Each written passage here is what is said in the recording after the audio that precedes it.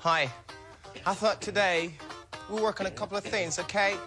Just straighten them out, a couple of routines, and try and put them together like we've normally been doing, all right? We start in that position, and then we move to the left 2 times and to the right twice, okay? So we go 1, 2.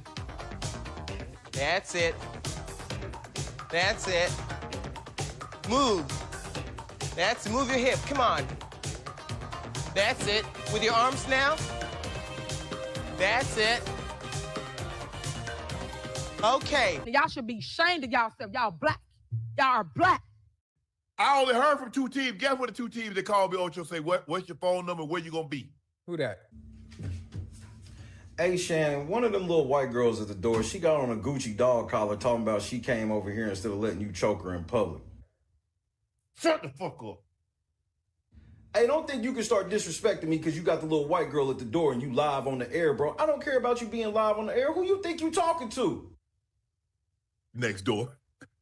That's what I thought, bro. You better be talking to next door, man. You got me all the way messed up. Don't you ever disrespect me like that again. Just because you got all these cases and all that stuff going on, man, don't mean you gonna start disrespecting me, bro. Stop choking them little white girls. Got me all the way messed up. Hall of Fame head ass. Cincinnati Bengals was one. So what the Middies guy filed a lawsuit against YouTube. YouTube won the lawsuit. These people paid for this man to go and file this lawsuit. He lost the lawsuit. After losing the lawsuit, you get a certain amount of time to basically write why you think that it should not have been dismissed. Now, he was supposed to have gotten a hearing date. This is where the promise came in, that we were going to lose our channel. The first thing that I want you to understand is that this guy is so fucking dumb and these people are so fucking misled that they thought that he was going to get our channel taken from us through a civil lawsuit that wasn't even filed against me. It was filed against YouTube. It added Money Boy Trey, some other YouTubers, and me into a lawsuit saying basically to show cause we were agents of doing what he was claiming and alleging. But he lost the shit. So then after losing the damn lawsuit, he creates a goddamn follow-up saying, this is why I think I shouldn't have had this case dismissed. And he puts a lot of the same goddamn documents in it. 5 minutes.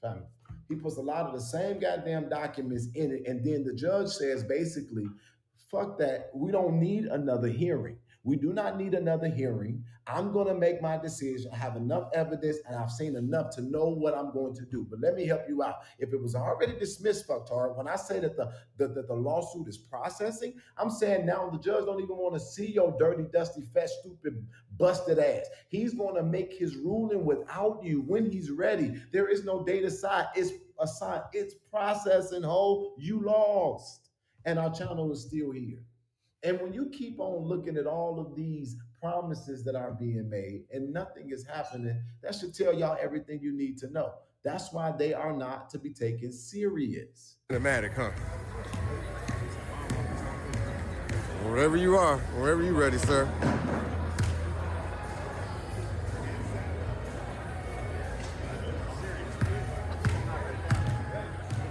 Should have put a hand up. Oh, before we leave, I just wanted to just kind of, first, I just want to say that Jesus is the way, the truth, the life, and to any of, the world that's hearing this message, the kingdom of heaven is near. Jesus is coming back, and we all have to repent for our sins, and we have to put our faith in Jesus. He will come back when you least expect it. And, it's time to wake up if you haven't put your faith in Jesus Christ. Say Telvin. You know the hell with Say Telvin. You know the hell with Say Telvin. You know the hell with Say Telvin. You know the hell with me. I swipe a card to flee. Red Atlantic Creed. Remember, bring me 10 squares. I break them off a piece. I came up on the E. I had to scam and eat. I swipe a card and fleet. I slam and dunk a peak. I dunk the whole CC. I wipe that bitch clean. The money disappear. I'm fucking around with transfer. The hill goes to count in very large amounts. The flip-flops in the house. It's a MacBook on the couch. I order up a plate. It come in 5 days. I'm trying to get paid. I'm on a scam wave. I'm playing around with trades. I'm scheming to the grave. I spend it on save. I'm striking all the banks. I'm riding around with the SPR. He play, he walk the plane. I'm popping out that TRS. She love it when it crank. The limit keep increasing. The funds keep depleting. I'm clearing out the banks. I don't fuck with innocent people. I'm playing around with credit. The numbers I use are dead. I'm hitting them over the head. I'm careful how I tread. I use a ghost account just to refill the plastic. Then I double up all the rats, I'ma snatch it. I sent that bitch a gift and told her go get what you want. Yeah, I'm scamming all the scammers. Yeah, every bank in Atlanta, they probably got me on camera. I ride around with the helmet. I keep that shit a bean, I made it on from ECP. I keep that shit a bean, I made it more from squares to streams. I swipe a card and flee. The credit line increase. Remember, bring me 10 squares, I break them off a piece. I came up on the E. I had to scam and eat. I swipe a card and flee. I slam and dunk a peak. I dunk the whole CC. I wipe that bitch clean.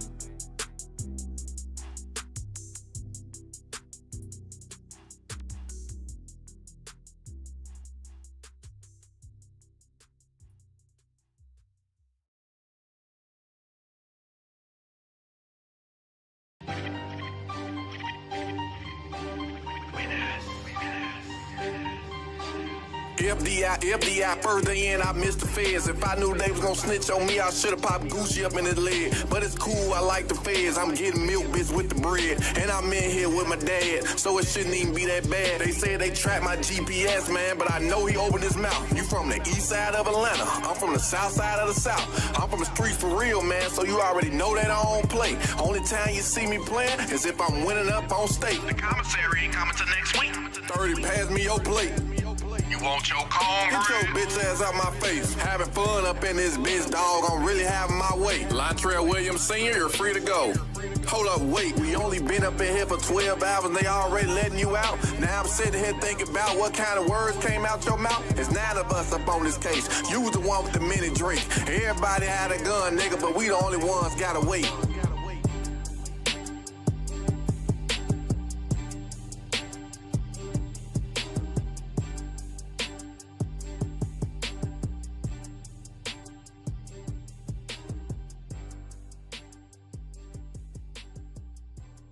God is great. Is it that simple? God is great. Don't get no simpler than that, bro. Did you know that? I mean, everybody knows that, but the way you know it now, did you know it before that incident took place? You can know it all you want, but until you got to pick up that cross that you can't carry, and he picks it up for you and carries you and the cross, then you know. Factor this in. I got 15 in the first. That was easy. Wasn't doing nothing. It was easy. I was just... What 81 you talking about? Kobe's 81. Boy, it's out the mud. We got Rashad McCown. Kobe's 81. Kobe's 81. We appreciate Kobe's y'all 81. in out the mud. Zach Randolph, Rashad McCown, Cemetery Lane. We did it. Out the mud. Holy shit!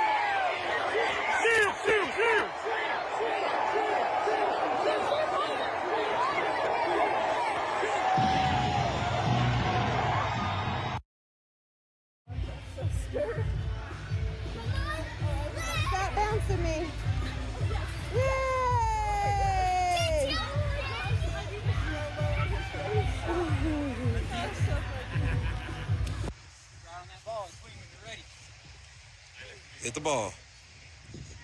Yeah, drop the bat, run. Drop the bat. Drop the bat. Yeah.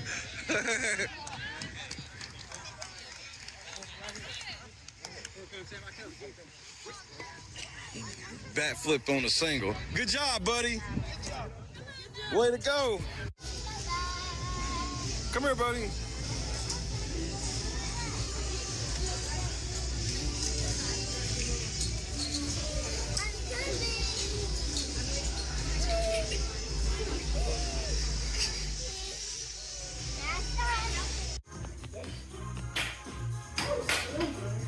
What's going on? I play basketball all the time. Okay. Hey, first you put the eggs in it. This right here. Where's ball? Okay.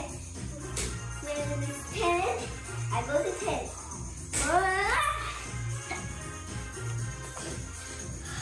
I won! Good job.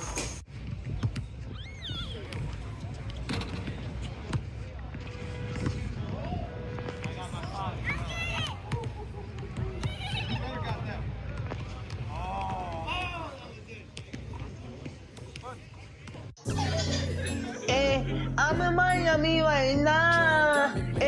I'm in Miami right now. I'm in Nashville 5. I'm on Ocean Drive.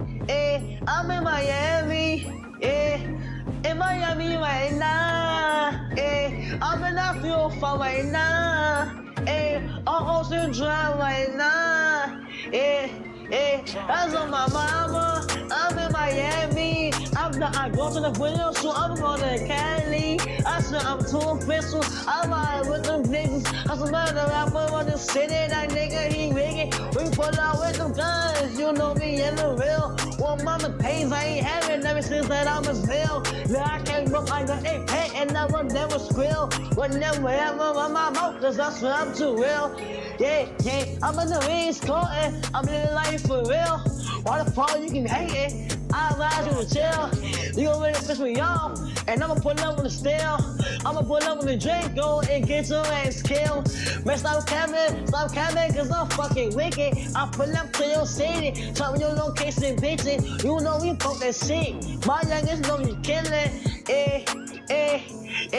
I wanna grind, got money on my mind, no money on my wrist, so I can tell the time. You know I'm rapping the job and I'm trying to eat. All around the world I'm doing shows, I really come to eat. They trying to play on me, I swear I'm doing my shit. Remember my time, I was poor and I ain't have shit. Every day I'm just riding by the same outfit. I done came up, I'm switching cars, now I'm switching shit. These niggas mad at me, ain't wanna call me. I'm in Miami right now, I'm off of South Beach. I'm living large, I'm living life. They know me, wanna take my life. Yeah, it's on my mama. I'm in Miami. I'm out there doing this video shooting, going to Cali. I'm on my mama, I'm on my mama, and I'm in Miami right now. I'm in the 305, yeah, I'm on Ocean Drive. Pull up with a red car, my life is on now. They wanna play with me, they wanna clone me. I'm bad bitch, Latino, she wanna sleep with me. I'm in the 305 right now. I'm in Miami right now. On Ocean Drive right now. I'm in Miami right now. I'm in Miami. I'm in the 305. I'm in Miami. I'm in the 305. I'm in Miami. I'm in the 305. I'm in Miami. I'm in the 305. I'm in Miami right now. Yeah, I'm on Ocean Drive. I'm in Miami right now. Yeah, I'm on Ocean Drive. Yeah, in the front car. That's don't look at me. I'm the youngest in the game. You can't beat me. Cause I'm that nigga from the bottom. No, I will never change. Diamonds on my hoodie. I got diamonds on my chain. I'm in this song. No, that's right. Ain't no game. Yeah. In Miami right now. And the 305. Yeah.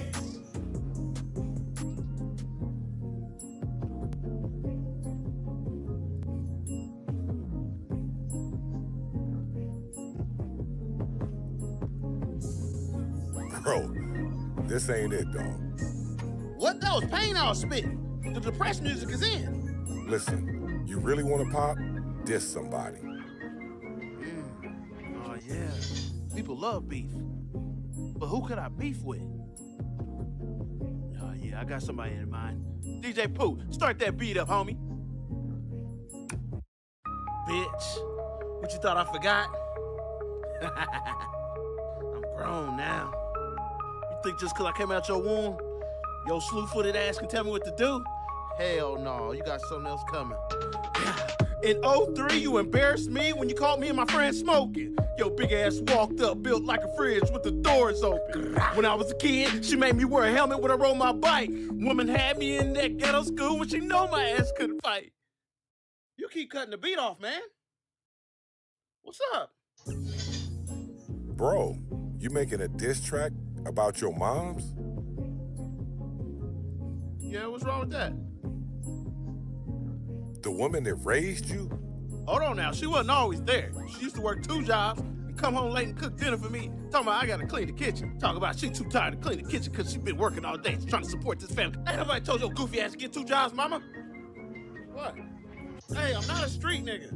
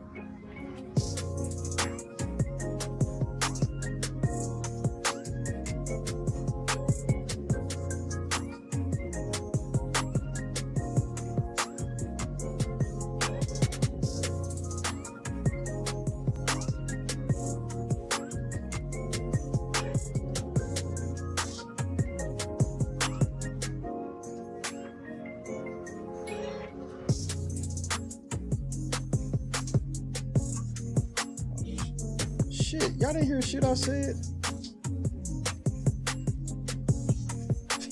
Nigga, y'all know I just been sitting here, right? And y'all are the worst fucking team of all time, bro.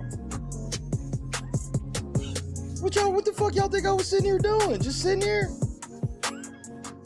All right, bro, it ain't even, I don't even know what the fuck all I said. There's no way I can even remotely try. You told me, like, eventually. Anyway, hey man, say what's up to you, boy. Let's start over. Let's act like nothing happened. Let's just act like nothing fucking happened. How about that?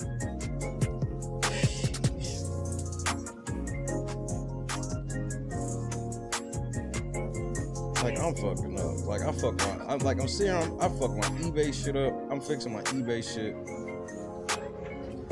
I literally was talking about a whole bunch of shit. Hey man, say what's up to you, boy. Like Boston, I literally had a whole segment I was talking to you. No cap.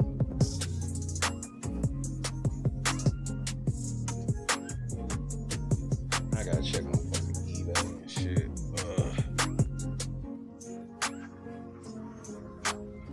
So what I was saying, Boston, is like, how the fuck is this draft shit working for you niggas? I guess that's the part I'm trying to figure out. How y'all doing this whole draft thing, because y'all coach ain't gonna be there on the day y'all got all the picks. So I was just trying to figure out how the fuck that shit gonna work, seeing as though this nigga's probably never coaching a game for you niggas ever again. So there's that.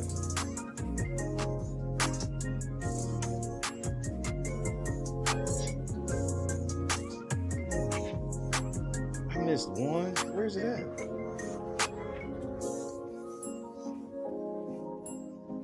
Nigga, I was about to fucking scream. I thought I did it again. Trying to fix all this shit at once is pissing me off.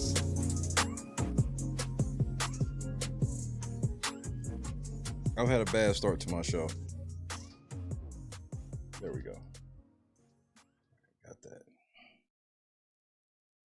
Janice was happening. Number 5 was happening. Shout out to Ric Flair for getting banned. That was fun. Fun to see. Did I finally just do it? All right, let me grab my phone.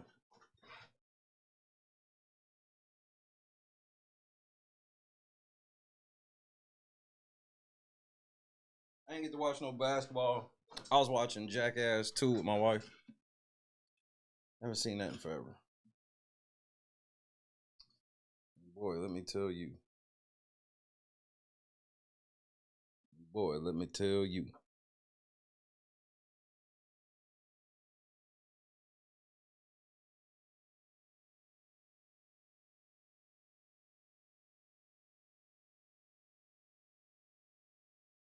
All right, looks like I fixed it. God is great, ain't he? Had to list all these new cards on eBay. They're not, the cards themselves aren't new, but the listings are new. I mean, bro, that's what I did all day today, was work on that shit.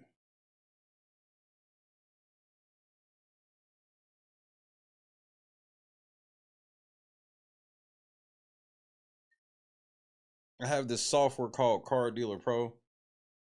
Scott Johnson, what's happening? It's called Card Dealer Pro, and it's like the greatest thing ever. I can move like a lot of these $1, $2 cards that I have. Just like move them through that shit very easily.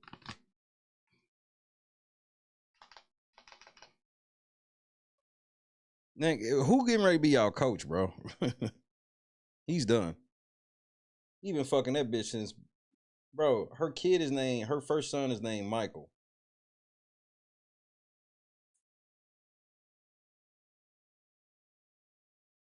But that's what she get. All she did was publicly berate and embarrass her husband and shit like. And what did she get out of it? Like, And people knew. Like, bro, you gotta understand, in that business that she was in, it's not even far-fetched that she was sent. She could have been sent at some point. And once she started getting promoted, she was getting promoted based off people knew that she could pull that shit. Oh, she gets all the shit from Vrabel.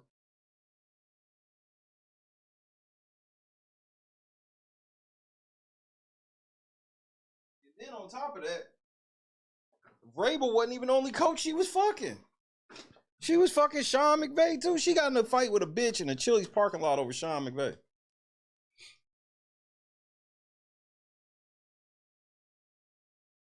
Exactly. Like, it's just, bro, it's systemic in the Patriots organization. This nigga was in the massage parlor the day of the AFC Championship game. You got a problem, sir. You, sir, have a problem.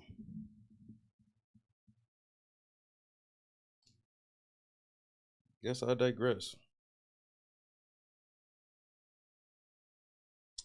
I hope everybody has some great plans for this weekend. I do not.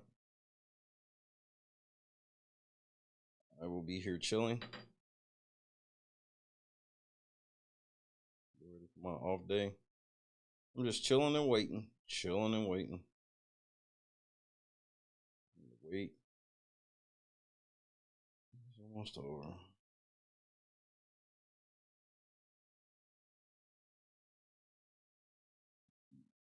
Get this blunt rolled. Get back to old Tyler.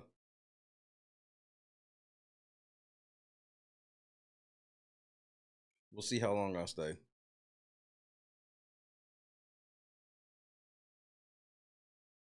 Y'all like falling asleep at night now. Shit hard me just be sitting here talking to myself. But we'll see. We shall see where we be on this one. Got my blunt rolled. Yep. I got my Pepsi ready. Yep. I'm only missing one thing. Tactical nuke incoming!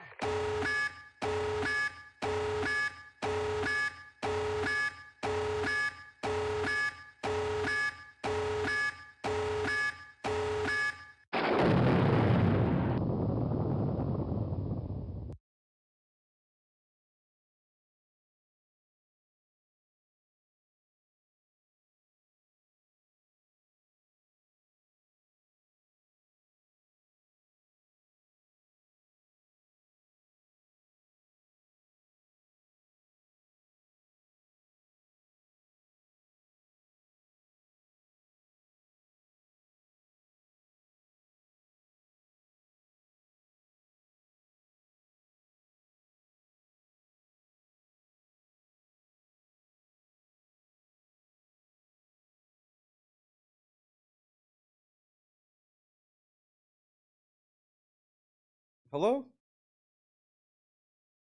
Did y'all hear me? Did you hear what I said right then? My mic just turned off.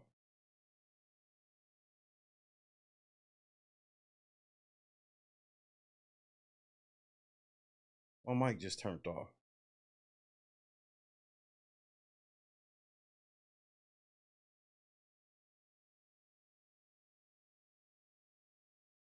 Now I gotta keep an eye on that and see what the fuck is causing that.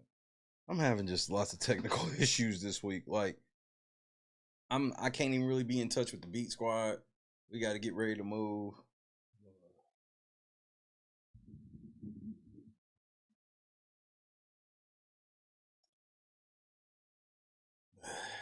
All right. Anyway, let's get back to Tyler Perry.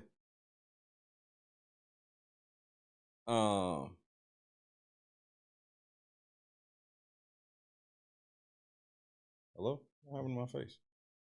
Let's get back to the atheist who is judging church films. And not through a church film or through a church eye, through an atheist eye. So this should be fun.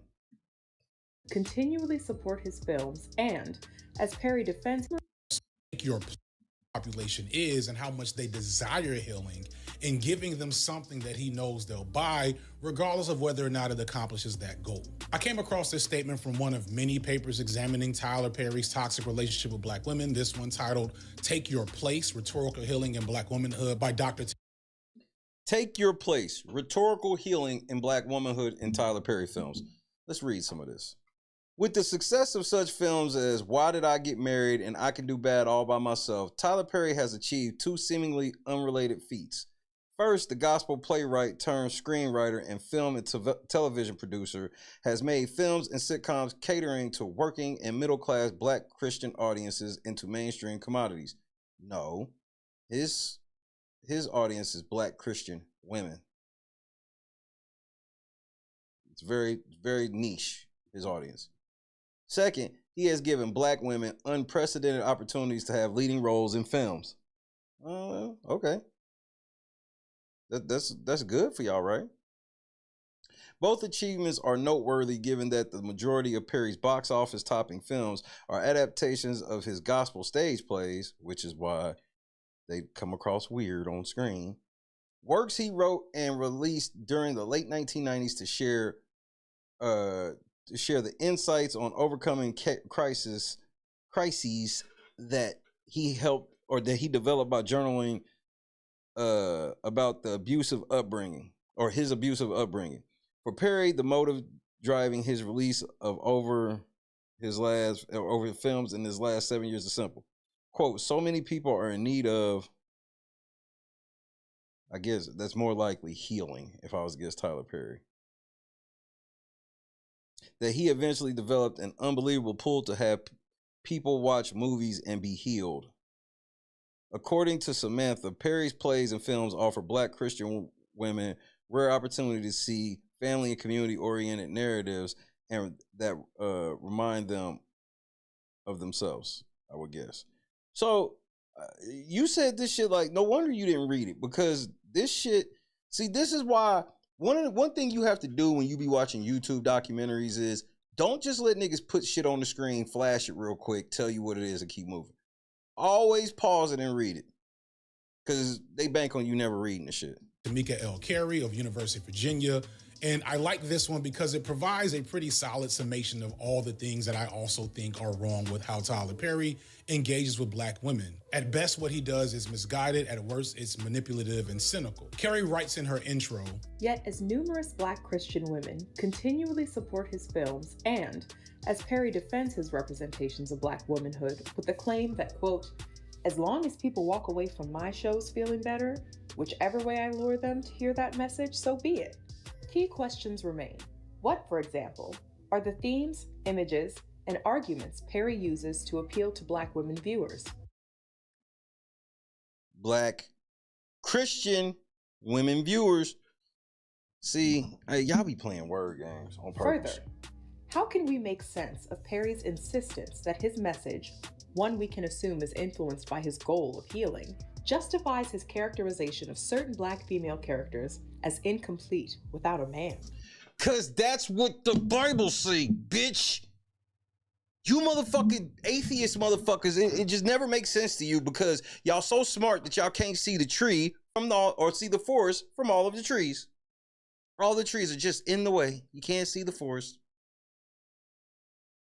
This is a Christian movie. The Christian woman, yes, their fantasy, the way they want their story written is to end up with a man, have a family, and in most cases have kids and build legacy. You atheist motherfuckers are the most selfish people on earth pretending that you're not. You're super selfish. That's why you don't want to be with no man, or y'all want to be with a woman, don't want to have kids, and because it's all about you and you, what you want. You're not worried about the bloodline, the family in itself. You're not worried about the people that came before you and how the people that come after you will be. Using some of Tyler Perry's movies, Carey points out multiple tropes in this same vein around how Black women should be healed according to Tyler Perry. It's not according to Tyler Perry. See, that's the thing. Y'all want me to believe that the women watching Tyler Perry movies are so stupid that they don't realize that, like, Tyler Perry's not tricking these women. This is what they be on. Necessity for Black women to return home and re-engage with domestic and family service in order to be safe, that their real power is in their position under man and under the church. The not so subtle glorification. It's a Christian movie, nigga. Why are y'all expecting a Christian movie to end in an atheist way, in a feminist way? Like the church and like this type of stuff aren't ran by like feminists, bro. And the churches that are, there are no men there because they're not putting up with that shit. Of blue-collar men, which isn't wrong in isolation. There's definitely an issue of classism that happens in Black spaces, especially around dating. But it mostly comes with the implication. Classism happens in every race. They want you to believe that uber rich white people don't. There's no uber rich white people that look down on quote unquote rednecks, trailer trash, all of that shit.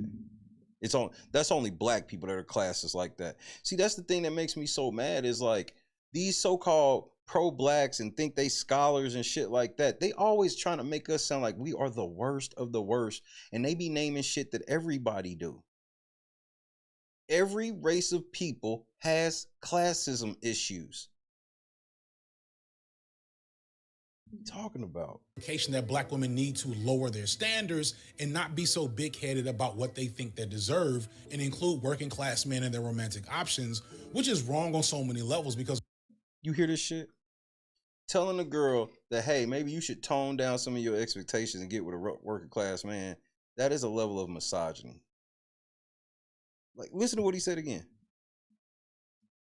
That happens in Black spaces, especially around dating, but it mostly comes with the implication that Black women need to lower their standards and not be so big-headed about what they think they deserve and include working class men in their romantic options, which is wrong on so many levels because Black women are more likely than any other group in America to date and marry men below their socioeconomic and education status.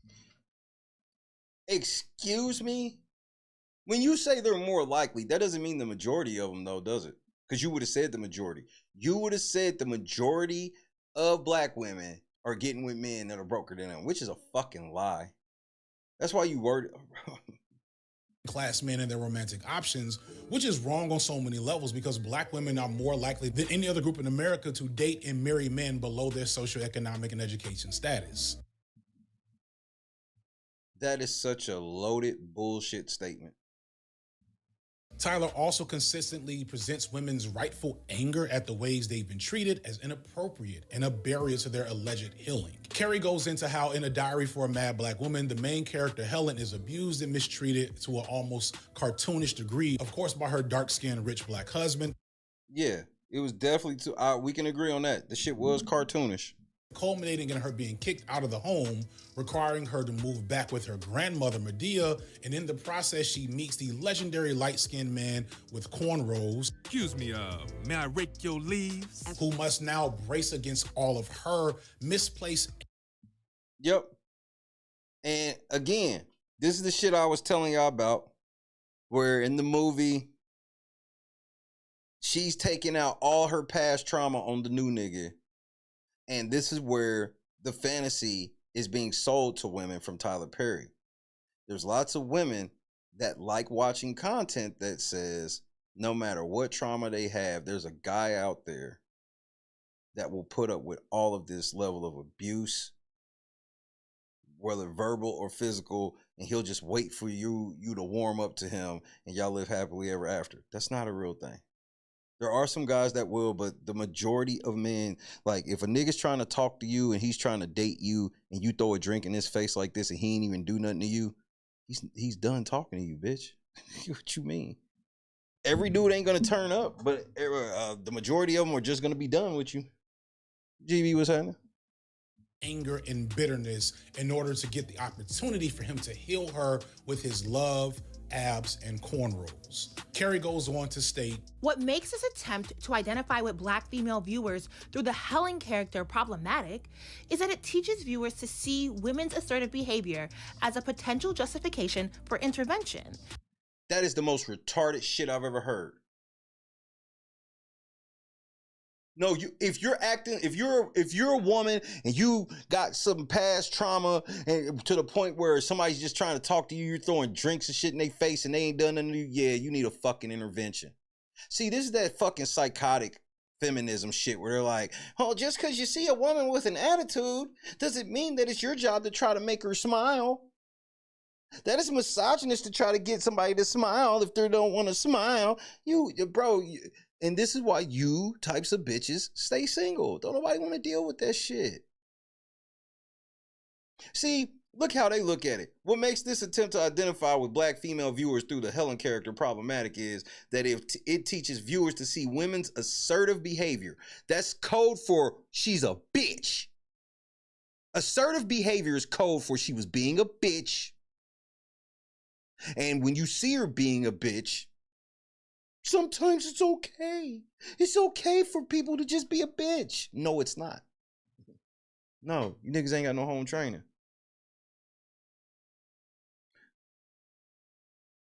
But that's for you feminism hoes. His actual real audience, some women be wanting this. Some women do acknowledge they have past traumas and things like that, whether it be family, from other men, whatever the fuck. And they do know sometimes there's a nice guy around them trying to holler at them and they can't really open themselves up to them. This is like for those. This is not for the women. Tyler's not talking to the women that goes, well, I'm a bitch and I don't need anybody to change me from being a bitch, which you won't even say. You'll still, being assertive, her assertive behavior. No, she's being a bitch. Ain't nothing assertive about being a bitch. And to measure women's behavior according to a code that privileges heterosexual Christian men. Bitch, what do you mean it privileges heterosexual Christian men? It don't privilege heterosexual Christian women? This is, when I hear somebody like her talk, I know she's not married. And if she is, she's not happy with the nigga she's married with. Because none of that makes sense. The logic you should be taking is, if I can make my man happy and he make me happy, then we'll win. I don't know why I gotta be more complicated than that.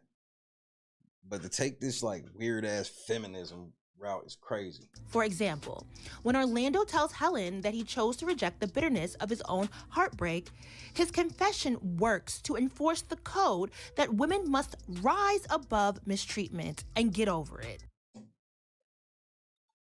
Yeah, you have to.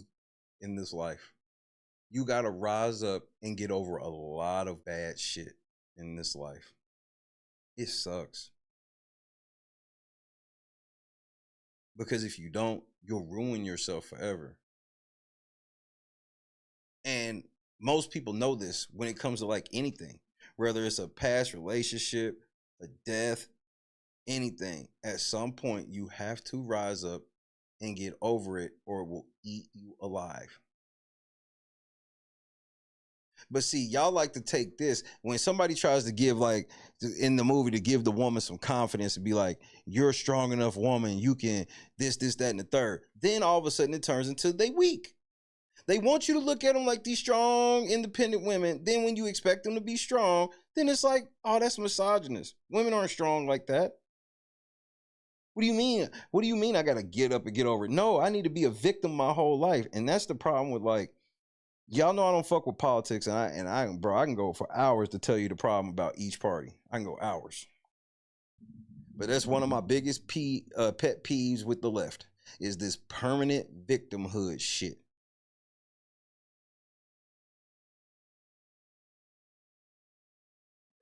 Ain't nobody there's a difference in a motherfucker tell you, bitch, just get over it. Then saying that, hey, I understand you going through it and everything, but we got to try to figure out a way to get you to fight so this shit don't eat you alive and you can still be the person you are. There's a difference in these things. They're trying to make this shit seem like Shamar Moore was being evil and just being like, bitch, you need to get over that shit. Come over and get this dick. Anybody trying to hear all that shit? I got some dick for you to get. Why the fuck? I ain't trying to deal with this attitude, bitch. That's how they trying to make it seem. It ain't shit like that. Helen has no excuse for mistreating Orlando. Thus, in her rejection of his marriage proposal in favor of honoring her commitment to Charles, viewers see a threat to the continuation of the Black family that Perry's rhetoric of healing resolves. What? Helen has no excuse for mistreating Orlando. Thus, in her rejection of his marriage proposal in favor of honoring her commitment to Charles, viewers see a threat to the continuation of the Black family.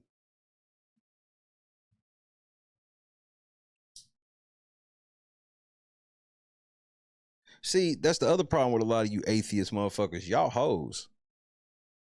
That's why y'all understand whole logic. That's why y'all always trying to have bleeding hearts for all the gay degeneracy. And I'm not just talking about just like all gays are degenerates, but like if you talk about any type of gay degeneracy, they say that's homophobic, because there are, like, anybody who's gay, they're all sexually responsible. No, there are no gay people that aren't sexual. Because to say that anybody that gay is sexually irresponsible or could have AIDS or anything like that, to even say that is homophobic.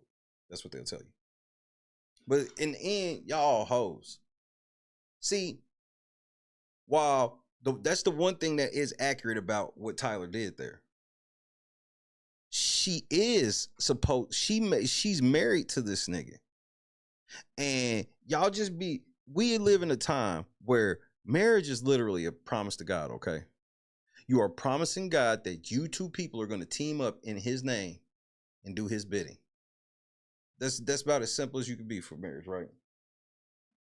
And there's exceptions to every rule. There's always outliers and exceptions to every rule. We're not talking about that.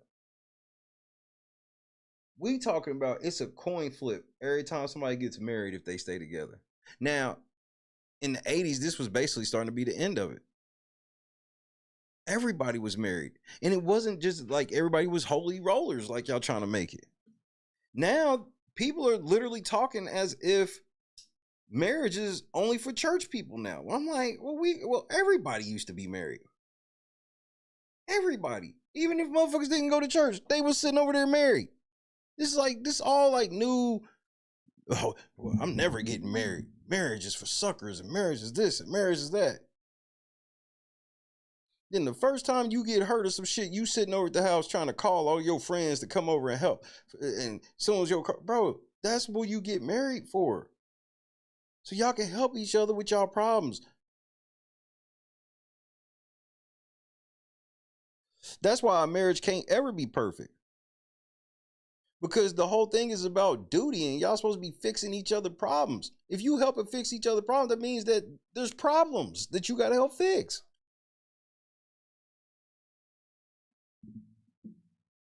Just why? But it is very interesting to see an atheist try to break down some church shit. It's wild to me. Of the Black family that Perry's rhetoric of healing resolves. When women like Helen are unable to see love, honor, or choose the good Christian men in front of them, families suffer.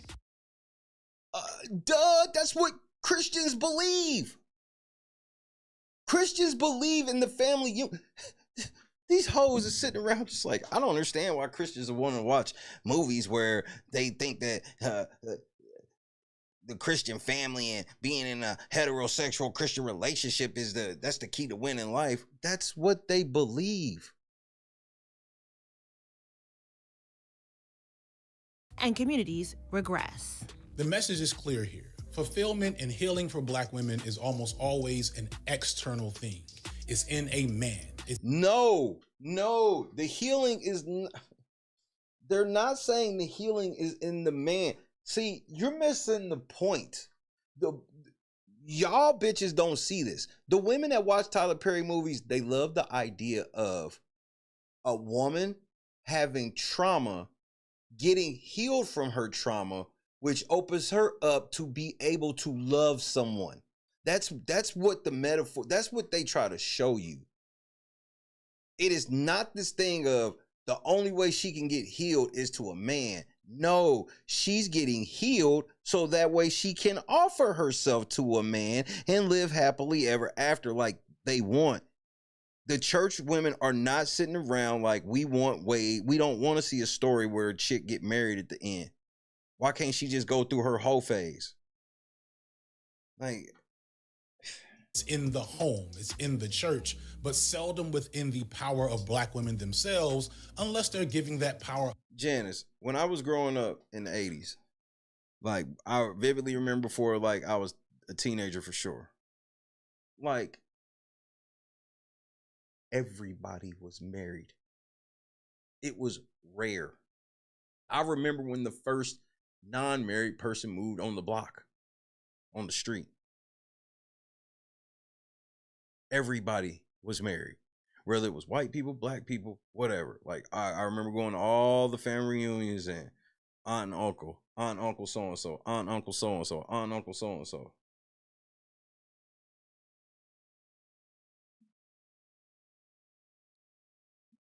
Oprah started talking to housewives,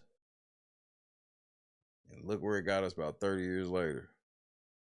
Up to a male-ran institution. And you might think that this, like the colorism stuff, is something that Perry improved upon in later movies, but not really. Almost 20 years later with Divorce in Black, we have a film with almost the exact same story beats and structure as Diary of a Mad Black Woman.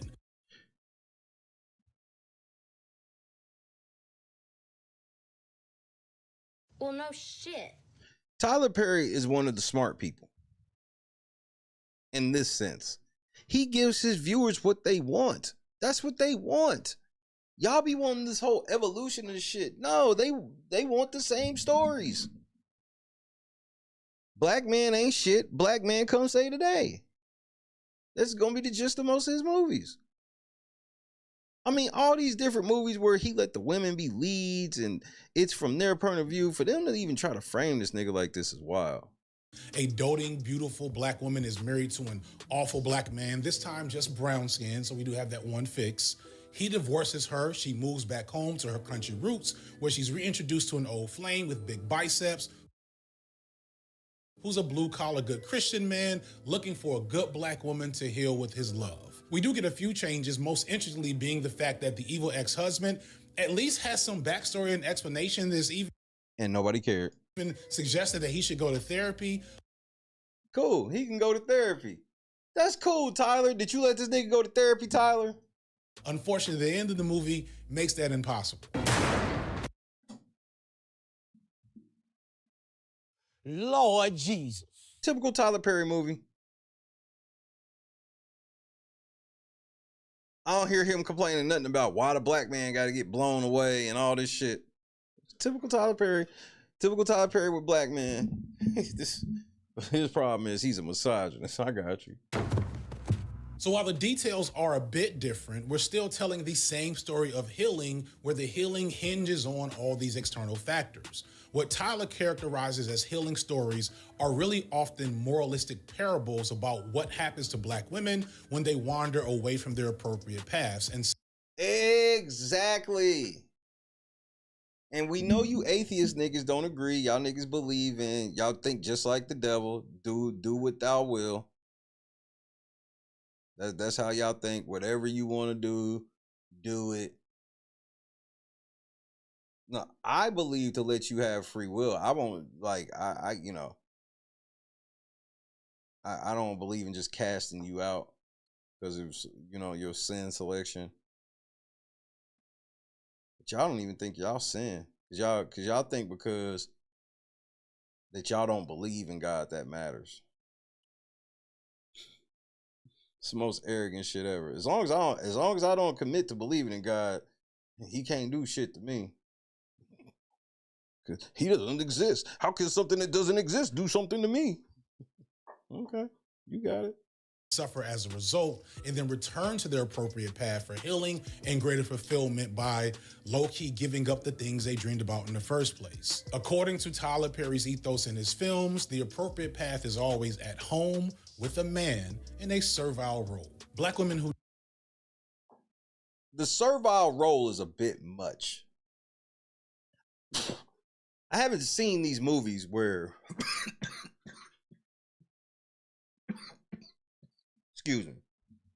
See, part of the problem with Tyler Perry movies is, like, this nigga's flat out lying. Part of the problem is there be no submission. The biggest problem with these girls is these movies is they have these girls literally conditioned to be like I can come with all types of baggage, and somehow this perfect man, no other girl in this entire, he was sitting in this city all by himself. No other woman wanted him, and he never chased after any other girl because he was sitting hoping for the day you would come home. And then you come home, he tries to holler at you, and you mean as shit to him, and then eventually he just goes for it. There ain't no shit. There's never turns into none of these chicks becoming housewives and none of that shit. They can cut that shit out. Dare to stray from the normative Christian wife role are punished and depicted as fallen and evil. For example, going back to Daddy's Little Girls, we have our first true female lead villain from Perry and Tasha Smith. Lead villain. So many women villains have been in Tyler Perry shit, but they're not considered villains because all they got to do is eventually throw a smile on their face and they're considered healed. So all of this shit where he be talking about the healing, the girls don't even get healed. It's just that one day they decide to, maybe somebody gave them one talk and all of a sudden that shit worked or some shit. It ain't like people be going to counseling and shit in the movies. As Jennifer, and Jennifer is just as cartoonishly evil as the black male villains that we see from Tyler Perry. She emasculates and undermines her hardworking ex-good man right into the arms of Gabrielle Union's character while she runs the streets with a local drug dealer. This is your mother's funeral, and you know she wanted these girls to go with him. Jennifer, you know it. You out hoeing around with these thugs. She didn't want these girls around all of this foolishness. Let me tell you. I don't care. She's still one of the finest bitches ever. I don't care what type of villain y'all make her. You saw my Rita. All right, these are my kids. Do you hear me? You ain't just gonna take them from me. Tasha uses her financial superiority to take his kids away from him and shows herself almost immediately to be a neglectful and corrupting force to her daughters, offering her 12-year-old daughter alcohol as she vaguely suggests pushing her into prostitution. See, but here's the thing. He's also pretending that, like, they be cartoonish, and some of these men be cartoonish, but there are types kind of like these men that exist. Like, there's women like kind of like her that exist. And I feel like I don't agree with the cartoonish level of evil he has to make people, because it's like, I think it takes away from what the possible story could be in itself. But like I said, I'm not the target audience either. You're old enough to understand some things, okay? All right? Cam? Now, you ain't gonna just be sitting around here living off of me. Look at me. It's time for you to start your own hustle. No. No. The film, of course, Time for you to start your own hustle. ends with her and her drug dealer husband heading to prison. Wow. Right. Classic morality tale. Heavy-handed, you could reason that Jennifer is deserving of her fate, but it still implies that her corruption is due to the deviation she made from the ordained path of black women. It's a church. You said his audience is church people. These are the stories they want.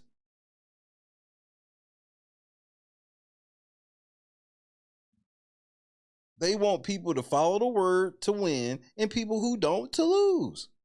And she's not the only one in these types of character roles. In The Family That Prays, Tyler's other attempt at crossover prestige drama, Sanaa Lathan plays Andrea, a toxic, self-serving, ungrateful, and disrespectful woman. She makes the grievous mistake of being both emasculating and adulterous to her God-fearing working-class black man. And at the height of their conflict, when she reveals that she has been unfaithful to him, he backhand slaps her with enough force to send her flying over the table. While seen as a dramatic and intense moment and not necessarily played for laughs, it is definitely meant to be something cathartic for the audience who would have come to hate her up to this point for her actions. So violence and abuse toward women is wrong in Tyler Perry's films unless they deserve it. But when did he say in that movie it was okay for him to hit her? Or was he showing a realistic response?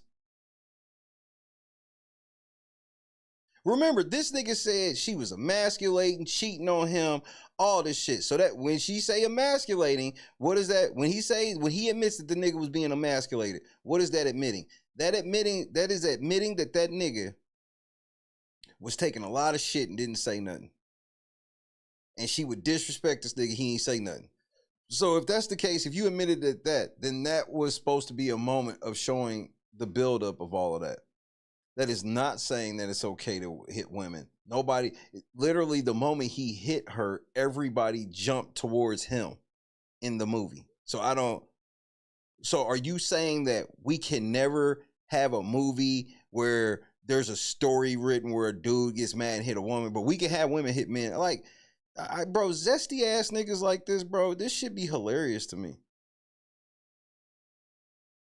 They never will have no debate. They sit in echo chambers and they literally just encourage people to be atheists and losers like them. And they are some of the most meanest people on earth. If you disagree with them, they get just as nasty as the Republicans. Probably the grossest example of Tyler Perry punishing black women for getting out of line is from the movie Temptation. And punishing, he said Tyler Perry is punishing black women for getting out of line because in the movie Temptation, she cheated on her husband and got HIV. Tyler Perry, I guess, should have just let her cheat on her husband and the husband get better.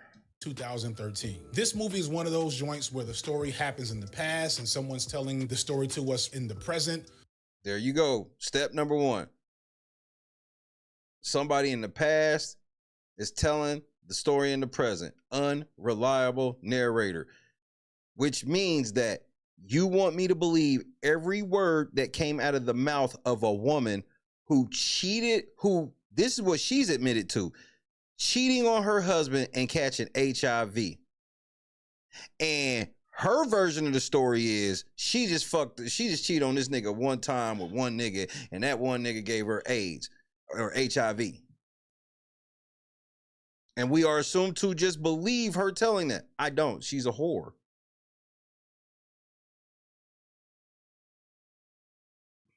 So we have this woman talking about her friends fall from too much temptation. Sit down. You're in for a treat. Yeah, I'm sitting, nigga, because we about to clash on this one. We have Journey Smollett playing the character Judith, and unlike most of Tyler Perry's characters, probably because she's light-skinned, she's already found her good, simple man, and he's even dark-skinned, and he's not even blue-collar since he's a pharmacist and they live in D.C. So maybe we're breaking away from some things, except no, because the dark-skinned nigga got cheated on. While this should be any black woman's dream, especially according to Tyler Perry, Bryce, her husband, is lame and kind of takes her for granted and is really just an awful dude on a lot of levels. Part of me feels bad for him because of what he goes through. Part of me is like, you are dumb and stupid and deserve everything you get. And this is how stupid this nigga is. And he think he's smart. This nigga think he's saying some genius shit right here.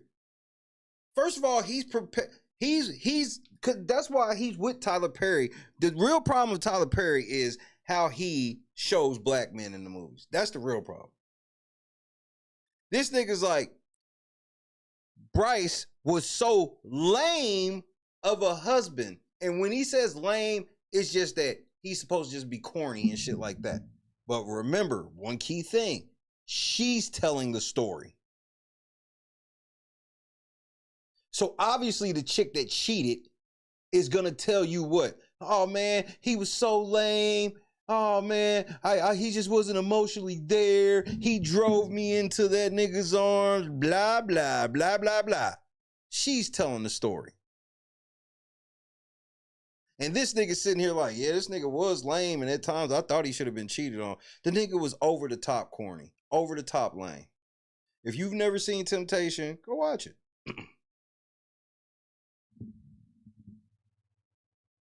Possibly we're into this thing the whole time, but I'm getting ahead of myself. For once in your life, Judith, damn, come on. It's not that easy, okay? Where is he right now? He's watching the game. Touchdown! Yep. Only her telling the story can make this nigga just watching the football. She's trying to make it seem like this nigga don't care about her because he's watching the football game you know, some shit that come on once a fucking week. Because if he's cheering like this, he doesn't cheer like this for every game. This is for his team.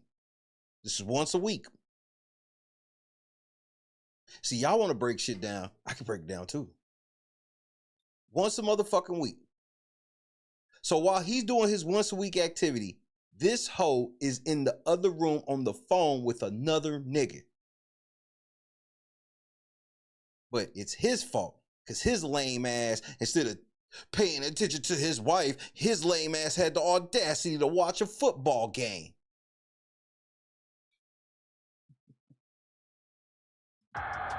Yeah. Oh, pass the ball. Look out. Mom, I'm sorry. That was my boss. She just called. Needs me to run an errand. What?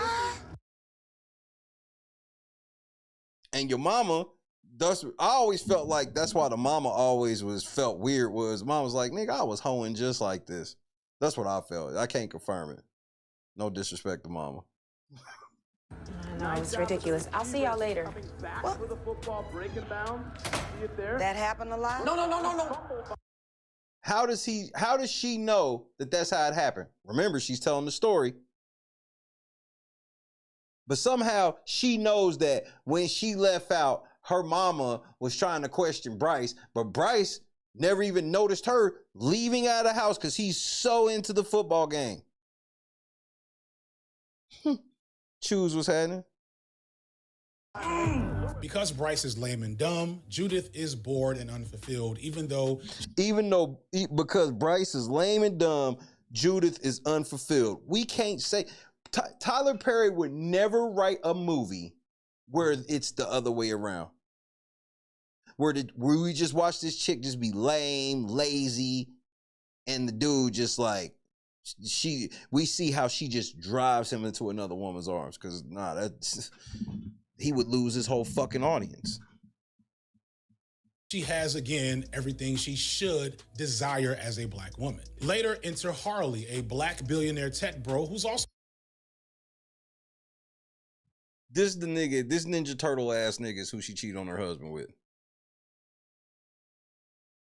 He ain't all buff with muscles and all this shit that, you know, this nigga said that every nigga that he has is, but he didn't mention anything about how he's built the shit because it goes against his narrative. Dark skinned and is infatuated with Judith and wants her bad. Also of note, right about at this time, 50 Shades of Grey is popping off, so you can kind of see where this is going. I'm inclined to... Yeah, 50 Shades of Grey was nothing like this. Not be overly upset with Judith's sense of unfulfillment because of... Yeah, you see how he can just excuse her for wanting to fuck around on her husband? I mean, she's not being fulfilled. What the fuck does that mean? Marriage is not about fulfillment, you idiot. Literally in the vows, it says through sickness and health, through richer or poor, it literally tells you you gotta take this motherfucker at their worst. It doesn't say that the moment you feel unfulfilled, you can go fuck some nigga on a private jet. Stop it, bro. Reality is that many married women, once they get married and start getting into what domestic life is, find it unfulfilling. How the fuck do you know? All women wasn't raised like these women you talk about. There are some women that were raised realistically by the women of their life, and the women of their life tell them that it's a lot of work. They show them it's a lot of work, and they let them know that the fulfillment feeling of it is way down the line. You're not supposed to feel no type of fulfillment before near the end. If you get to have you a long natural end, you talking about feeling fulfillment when you seeing grandkids and shit. That's feeling fulfillment. You don't get to just be in a relationship. Y'all ain't got no kids. I'm feeling unfulfilled. I gotta go fuck this nigga. And he got a wedding ring on. You want, so what if your wife feel unfulfilled? She can go fuck somebody and you'll just be like, man, I gotta make sure I'm fulfilling her or somebody else will fill her. Despite the fact that they've been told from childhood that... Right. Yeah, then he's like most married women. Like, how the fuck you know? Nigga, if that ring on your finger is real, you're married. So how the fuck are you knowing all this about other married women? You only married to one woman. that's what they should desire, but that's not very Christian of them. So Judith's reasonable sense of despondence is depicted as a moral failure and corruption on her part. Cause it is the Christian folk, you moron. This ain't for you. This is you. You spent the first hour explaining how he came up in the church using these church plays, and part of the reason that you think that he won't even come out and say that he's possibly gay or bisexual, you said, is because of his relationship with the church and how he's making stuff and making all this money for the church. So why the fuck are you surprised that the movies have this level of a Christian tone to it? That in a movie called Temptation, they showing that if you do fucking cheat on your fucking husband, you can fuck around and get HIV. That will fit, and it will feel like a just sentence because you should have never cheated. Don't get me wrong. A healthier woman in Judith's situation maybe should go to marriage therapy or just dissolve the marriage before they start cheating on their husband. But it still frustrates me at the same time because Bryce is the dumbest boy ever. This nigga work, come home. Work, Bryce don't do nothing.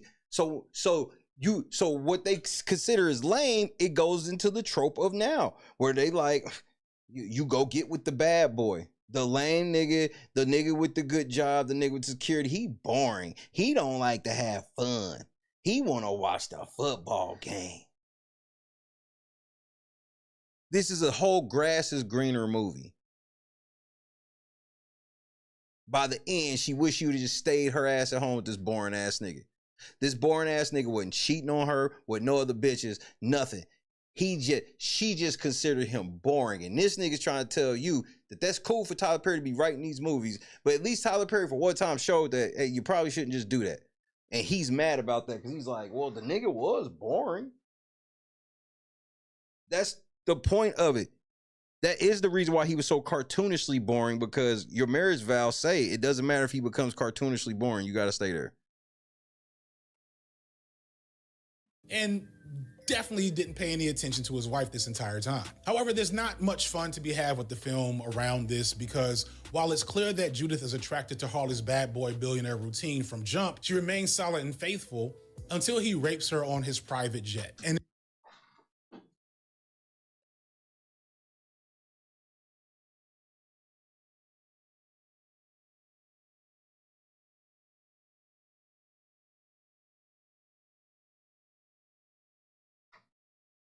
so I see you're gonna take that whole shit out of context.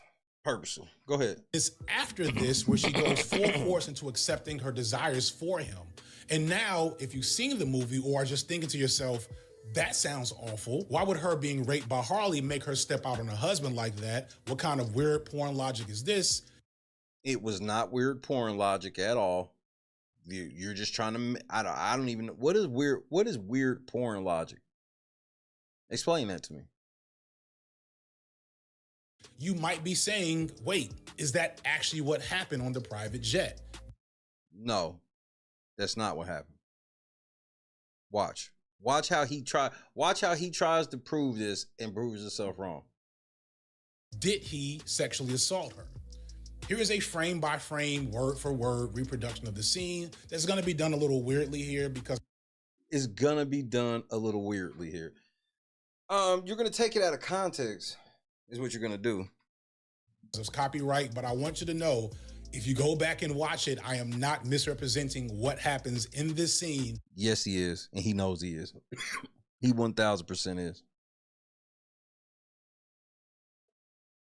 That Tyler Perry filmed and put out to movie theaters to millions of people.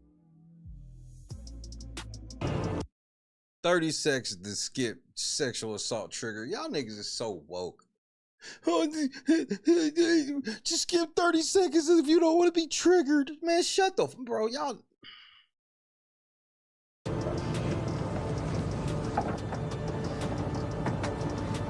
What are you doing?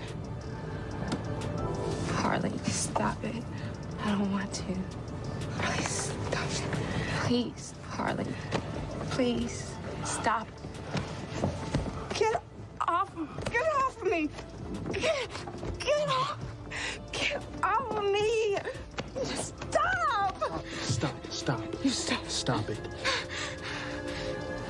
can say you resisted. Now you can say you resisted. That is a very key line, because that line changes everything. So what do you think happened after she said that? Or after he said that to her?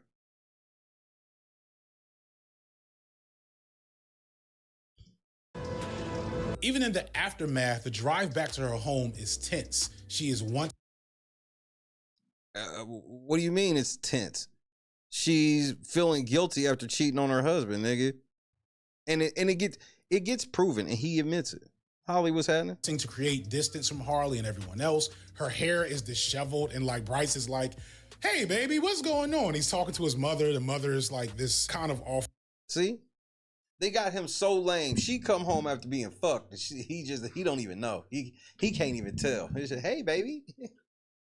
Full caricature of like an overly Christian black woman. We see Judith giving this pensive stare in the mirror, but as she does this, because remember, she got raped. Okay? He's saying she got raped. Really what it was she been wanting to fuck that nigga, but her marriage was keeping her from doing it.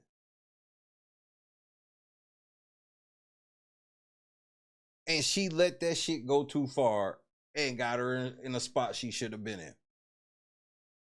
But it was what she wanted. And to further prove it, to prove that she was just telling him no in the beginning so she could say that, this happened. It's looking like a woman that's just been through something horrible. No, she does not. She looks like a woman that been through something horrible. Stop. She's actually having flashbacks to this sex. So as she's looking in the mirror at herself, when everybody thought that she would look in the mirror, because the way that Tyler Perry played it was looking like she was going to look in the mirror and start feeling guilty and wish she never did it or anything. But what happened was she started looking in the mirror, fantasizing about it. She's fantasizing about what he calls her rape. Remember, this is her telling the story, so obviously she's going to say that, well, the first time we fucked, I tried to get that nigga not to, and then that nigga told me, you said, you could say that you resisted, and then I went ahead and gave in. Because remember, this is her telling the story. This ain't sexual encounter in a pleasurable and fantasy nature. So she liked it. But you're playing dumb. This is why you can't trust these niggas like this, these so-called woke motherfuckers, because they literally have to play dumb quite often to make any of their points land at all. You should have took out the part where that nigga said, well, you said you could resist, because you took out everything that happened before, because he don't even tell you how she ended up on the fucking plane. On this nigga's private fucking jet after they've been flirting and shit for weeks. Great. We're coached by the film to see that maybe she didn't technically consent after telling this nigga no. Technically consent. Multiple times and trying to fight him off, but she did not try to fight. Go watch Temptation yourself and you'll see exactly the type of liar this nigga is.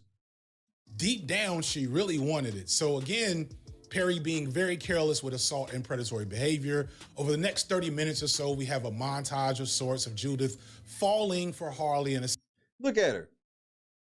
She going around the properties and shit with this nigga, all of this shit. And he's framing this as she's running around with her rapist. That's how he want you to take this. Essentially discovering that she prefers a toxic, dysfunctional love affair on some Cardi B shit versus a stable, predictable relationship that Bryce might have offered.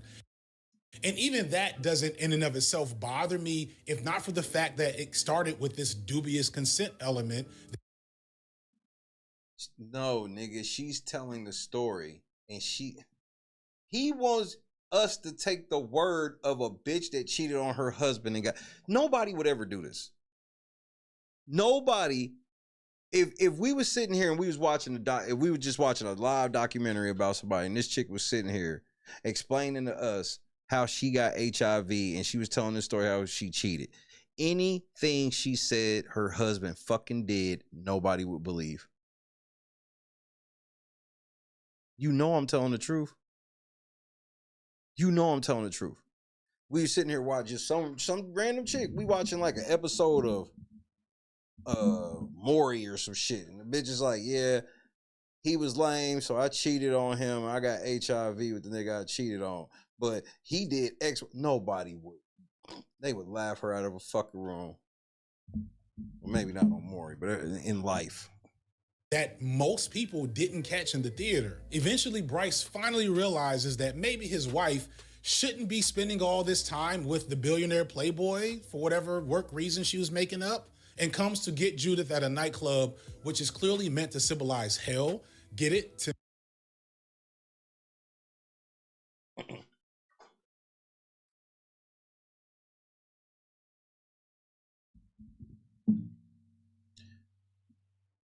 So, I want you to look at the screen right now. Can you tell me, besides that fire in the wall back there, what is making this seem like it's hell?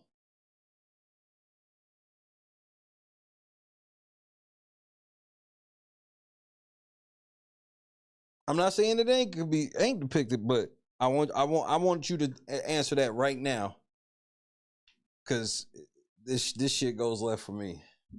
Temptation, the last temptation of Christ or something. I don't know. Maybe I'm not. So Bryce lame ass walking through the club looking for his bitch. Christian, y'all. I'm sorry. Perry gives us the first and probably only time we've seen a gay intimate act in his films at the.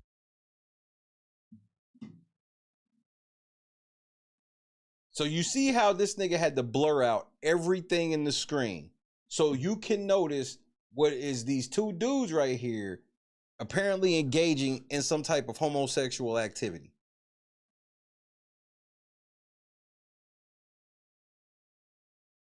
This club scene, which is not an accident, because again, this is hell and that's where gay people go. Nice one, Tyler. You sound stupid as fuck. You put this hell effect on the screen, number one. Number two, there's like 40 people in the room, and according to you, 2 dudes. So are you saying that the only reason it looks like hell is because 2 homosexual people are in there? Like, I mean, I don't even understand the logic of that. So if he takes the 2 homosexual people out of the scene, will it still look like hell? And if so, why? Or if this is a representation of hell, would that explain why it's all types of people there? You do know gay people, like, the shit that make me laugh is when it's like,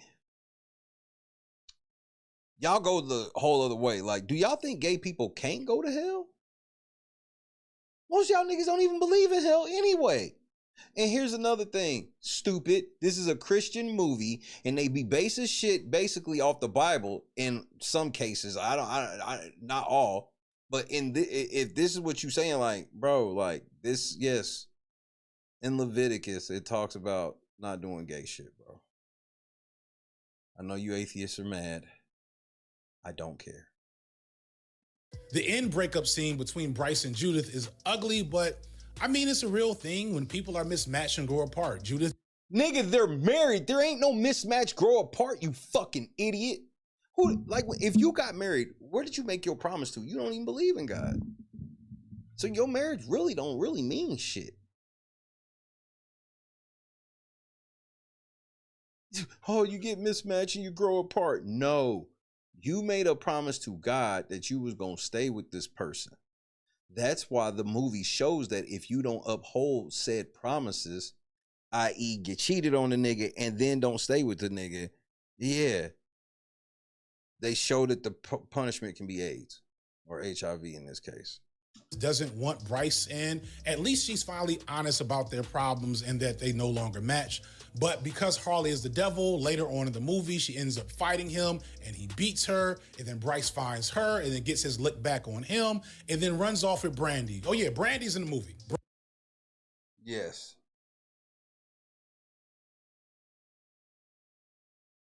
With her fine ass, nigga.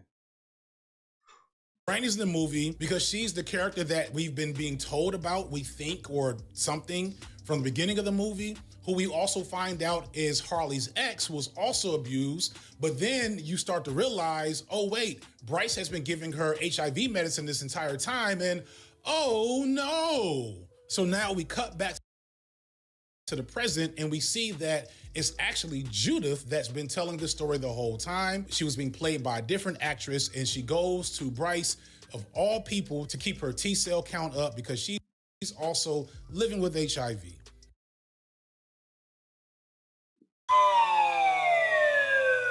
That's right, y'all. Everybody got AIDS and shit. Not Bryce. Except Bryce. Bryce, being the good man he is, he doesn't have any problems.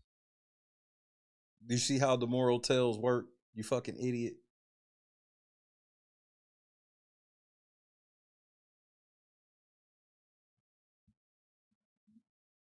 Do you see how the moral tale works now?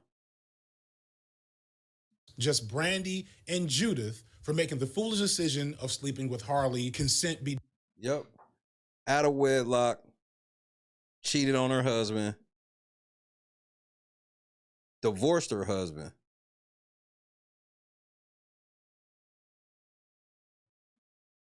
But hey, people just grow apart. Damn. By the way, this isn't even how HIV works, but... Oh my Lord. Just woke for the sake of being woke. Tyler don't care. He just had to make sure the message was clear. Black women who don't respect their men and their marriages get AIDS. Are you saying that that's not a possibility? Are you saying that not respecting your husband and cheating on him with a playboy who's probably fucking all types of bitches, because I know you thought you was the special one that got to get fucked on that plane. You weren't even the first.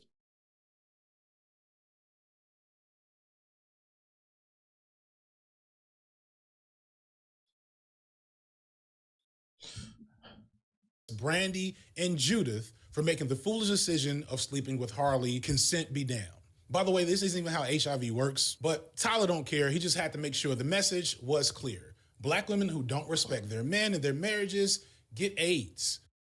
Or how about those who don't do what God said? See, you keep making this shit about like what man want. No, these tales be about you going against God and getting punishment for it. That's why if I'm going to give you that Harley's the devil and that was supposed to be this hell and all of that stuff, nigga, that it's a classic tale about the grass is not greener.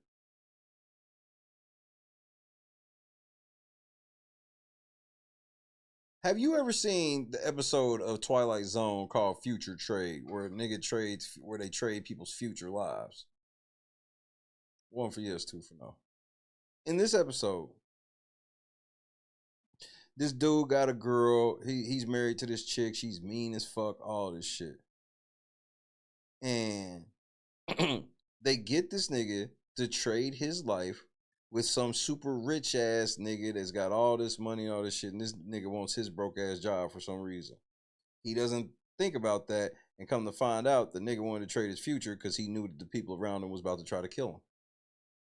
So the nigga trades bodies with somebody, and only to find out that they were getting ready to die and got killed. And the nigga that was supposed to get killed, yeah, he wasn't rich no more, but he was still alive.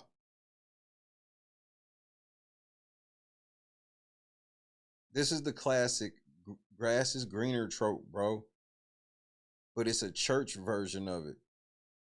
She checked off so many boxes. The only box you checked off with Bryce was he was lame and corny. That's why they made him that way. Because it was supposed to show that even if your husband ends up being lame and corny at times, try to work through that shit. Because if you go do this other shit, you could end up with HIV. which is extremely possible. You go out whoring, you can end up with whore prizes. But hey, both men are dark skinned. Progress. And this is the man who champions black women and thinks they need a lot of healing, who's built In the Christian church, bro. He's not talking about you atheist niggas. his career. I can't believe I gotta sit here and defend this nigga Tyler Perry. This is unreal. Right, this nigga's like, it's progress because it was two dark-skinned motherfuckers. Like, bro, how are you even watching these movies? I thought you said Tyler Perry was the colorist. You're the colorist. Off their money and devotion. We have to engage with the fact that in his own specific way, Tyler Perry is a misogynist.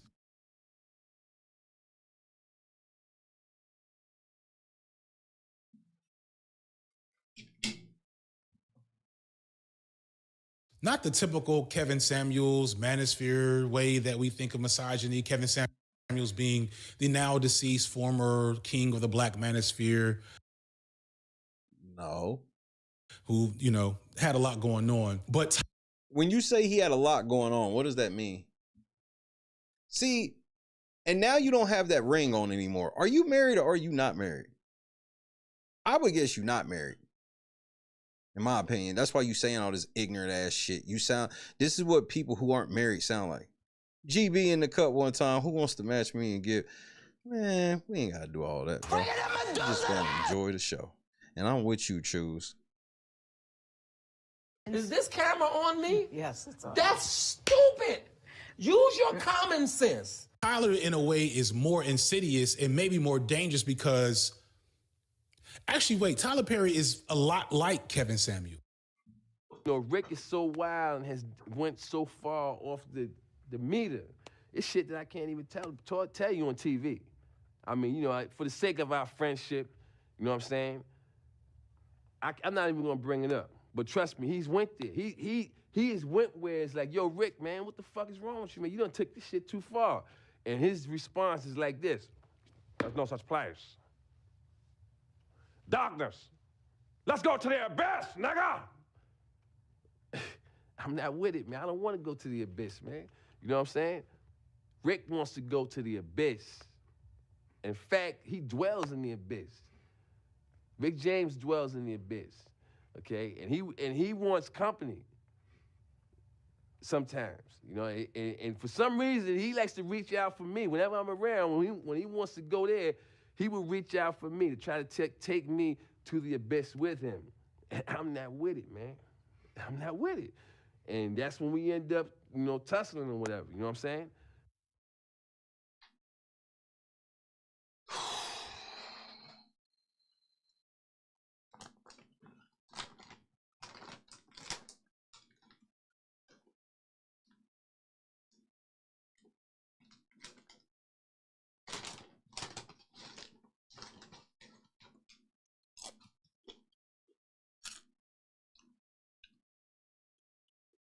Unbiased reality. Good evening. So you've never watched Kevin Samuels?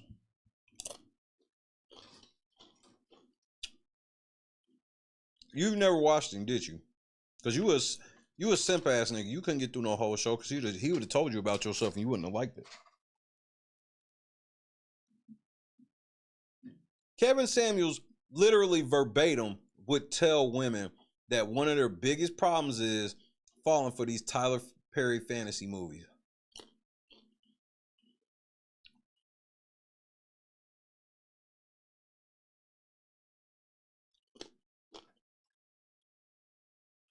He's only giving the women what they want, and that's misogyny.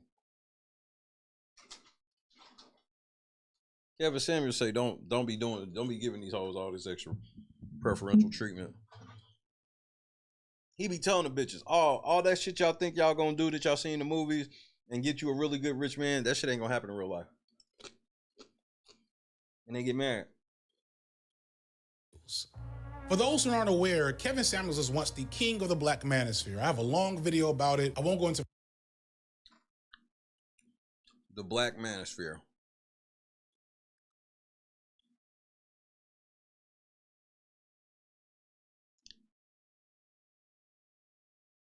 All he did was his famous shit that everybody doing. Oh, the manosphere is, I don't forgot them niggas' name. Where's some niggas down in Miami? Fresh and fit.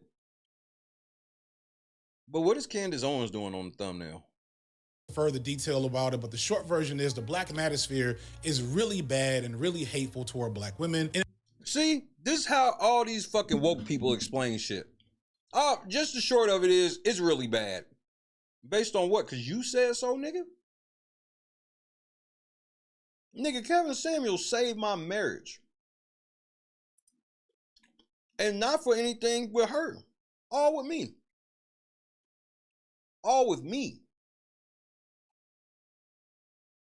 See, only you niggas that never watched Kevin Samuels thought that Kevin Samuels' content was about saying that everything was women's fault. No, Kevin Samuels routinely would tell men what they needed to do to be better and successful men in this life. And he always told men that if you married, stay married. Because you made a promise to God and you need to figure that shit out. Nobody ever brings that up about Kevin Samuels. Nobody. When he first started, yeah, he was doing hardcore fashion. Then he started telling men how to get their shit together.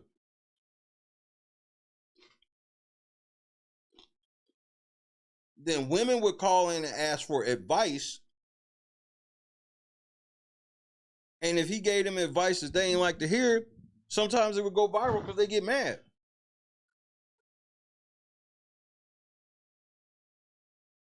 But this nigga obviously ain't never watched no Kevin Samuels. Not enough for me to believe any reporting he would do on it. That's why he's like, well, long story short about Kevin Samuels, he was part of the manosphere and he was really, really bad. An explicitly overt sense. And Samuels exploded on the black manosphere scene back in 2020 after... It wasn't the black manosphere scene. It was the internet. Kevin Samuels live chats. Like he would... If anybody in here was alive when or around when Kevin Samuels was alive, motherfuckers will tell you, bro. It'd be like 25,000 people in there on like a Thursday night, nigga. And he wouldn't always be talking to girls. He would be monologuing. Sometimes about men, sometimes about women. But whatever he did and said to the men never went viral because nobody gives a fuck about men getting mistreated or berated. Going viral for publicly berating a black woman who was looking for dating advice. So he just lied. That's not what happened. This bitch called his show during a whole nother time. And she wanted like dating advice shit for herself. He's like, this really ain't the time for that. I'm not doing that where we're like doing something else. And he got a pet peeve to like, if I tell you to call in for something, don't call in for something else. If I say tonight we talking about chicken, don't call in talking about steak. I think that's reasonable. How you keep control of your show, especially when you do a call-in show. She didn't give a fuck. She was like, I don't care. This is my only chance to call and I'm busy. This is my only chance to call or whatever.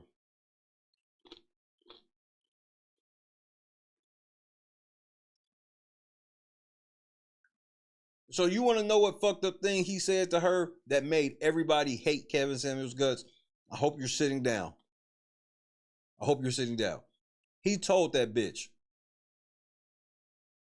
quote, ma'am, you're average at best, end quote. You would have thought that he called her the ugliest bitch that was ever walking. You can Google this, you think I'm lying. He said, ma'am, you're average at best. The fucking video, last time I had seen it, was like 5 million views. I remember, I saw the shit live. I'm pretty sure I saw it live. And everybody just act like he called her the ugliest bitch ever. And I was like, saying she's average at best was him being nice to her. And so this nigga tells you the story He wants you to believe that because Tyler Perry does shit like that.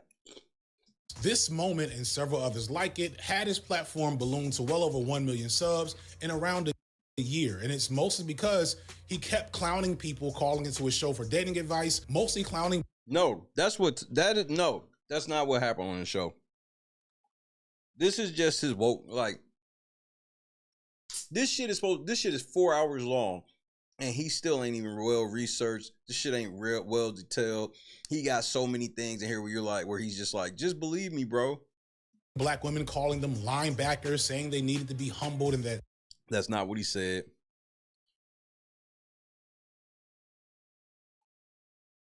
He was giving girls a reality check because he's a fashion consultant. And he would tell some girls be calling in, be saying they like 5'3", 260, and try to say that they not fat. Well, in his world, you are. And then he'll bring up shit like, you say you 5'3", 220 pounds. That is the same size of Barry Sanders, an NFL running back. And it takes some girl, and it takes back some girls. So you're already taking the linebacker shit out of context. Like, I don't know who this FD Signifier nigga is, but he's another one of these woke lying scammers. Black women are the least desirable women, and if they didn't get their act right, they would die alone. And then suddenly he died of a heart attack in 2022.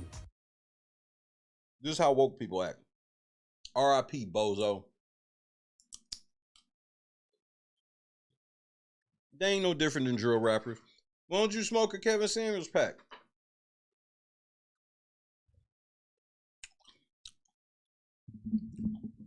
Because Kevin Samuels taught me about, like, really honed in on self-accountability.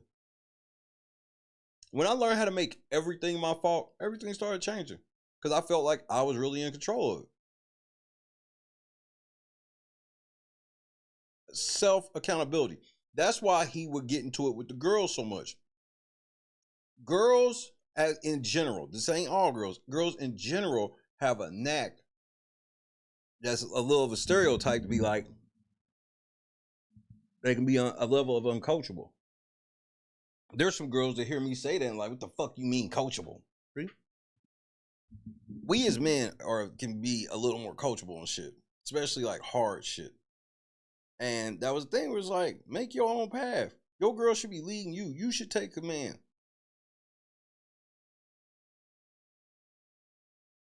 That doesn't mean like yoking her up and all shit. Because a lot of simps don't understand that, because you can't find your way to be a man through a chick. You gotta find out through you and your relationship with God. Self accountability. That's what helped me fix everything. In that sense. I mean, she's still married to me. I ain't shit, bro. I'm the worst. Despite only being relevant on social media for a few years, his legacy looms large, and he has a ton of clones that try to carry on. There is not. See, this is gaslighting. There ain't a single Kevin Samuels clone. There's nobody even saying, even remotely, the shit he's saying. Definitely not Saint and Sinner. That legacy, both male and female. Kendra G literally doesn't give anybody advice. She just runs a dating show. So he's just conflating all these different types of shit together. Kevin Samuels was a fashion consultant that talked to ladies about how they can get a high value man.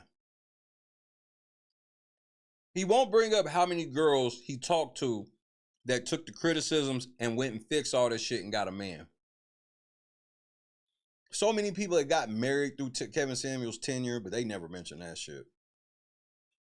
Because his core message was getting, and he was open about like, I'm not married anymore and I fucked it up. Don't be like me. So when people sit here and say shit like, but he was divorced, like, so you never listened to him. He said this.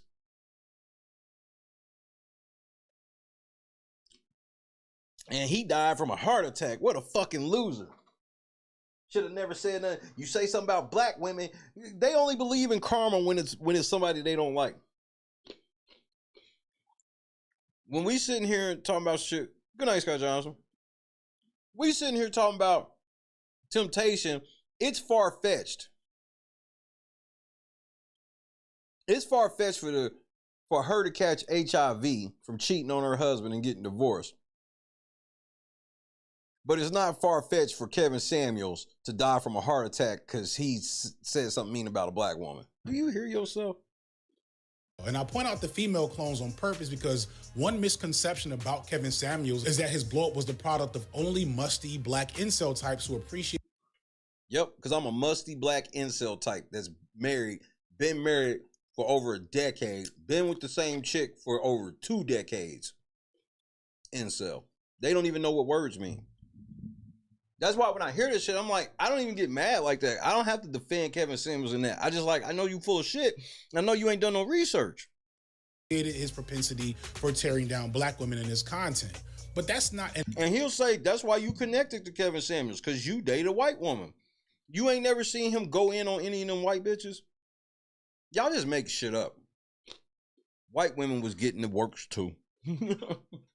Accurate depiction of Samuel's rise to fame in the early 2020s. What people don't realize about Samuels is that the only reason he blew up the way he did was because at a certain point he pivoted from only giving advice to men and started targeting the exact same vulnerable population of socially conservative black women. No, his show was not a woman's show. And he stated that all the time. He stated his show was for men and the women. That's the thing about good men. When you put a whole bunch of good men together, women will show up. That's what happened. The women showed up on their own. He didn't like...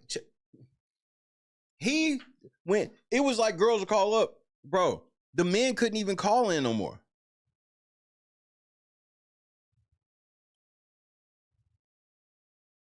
We'll have to watch a Kevin Samuels video or two because this nigga's a fucking liar. That Perry targets in his films. Black women made up a huge amount of Kevin Samuels' core audience. You are a motherfucking lie.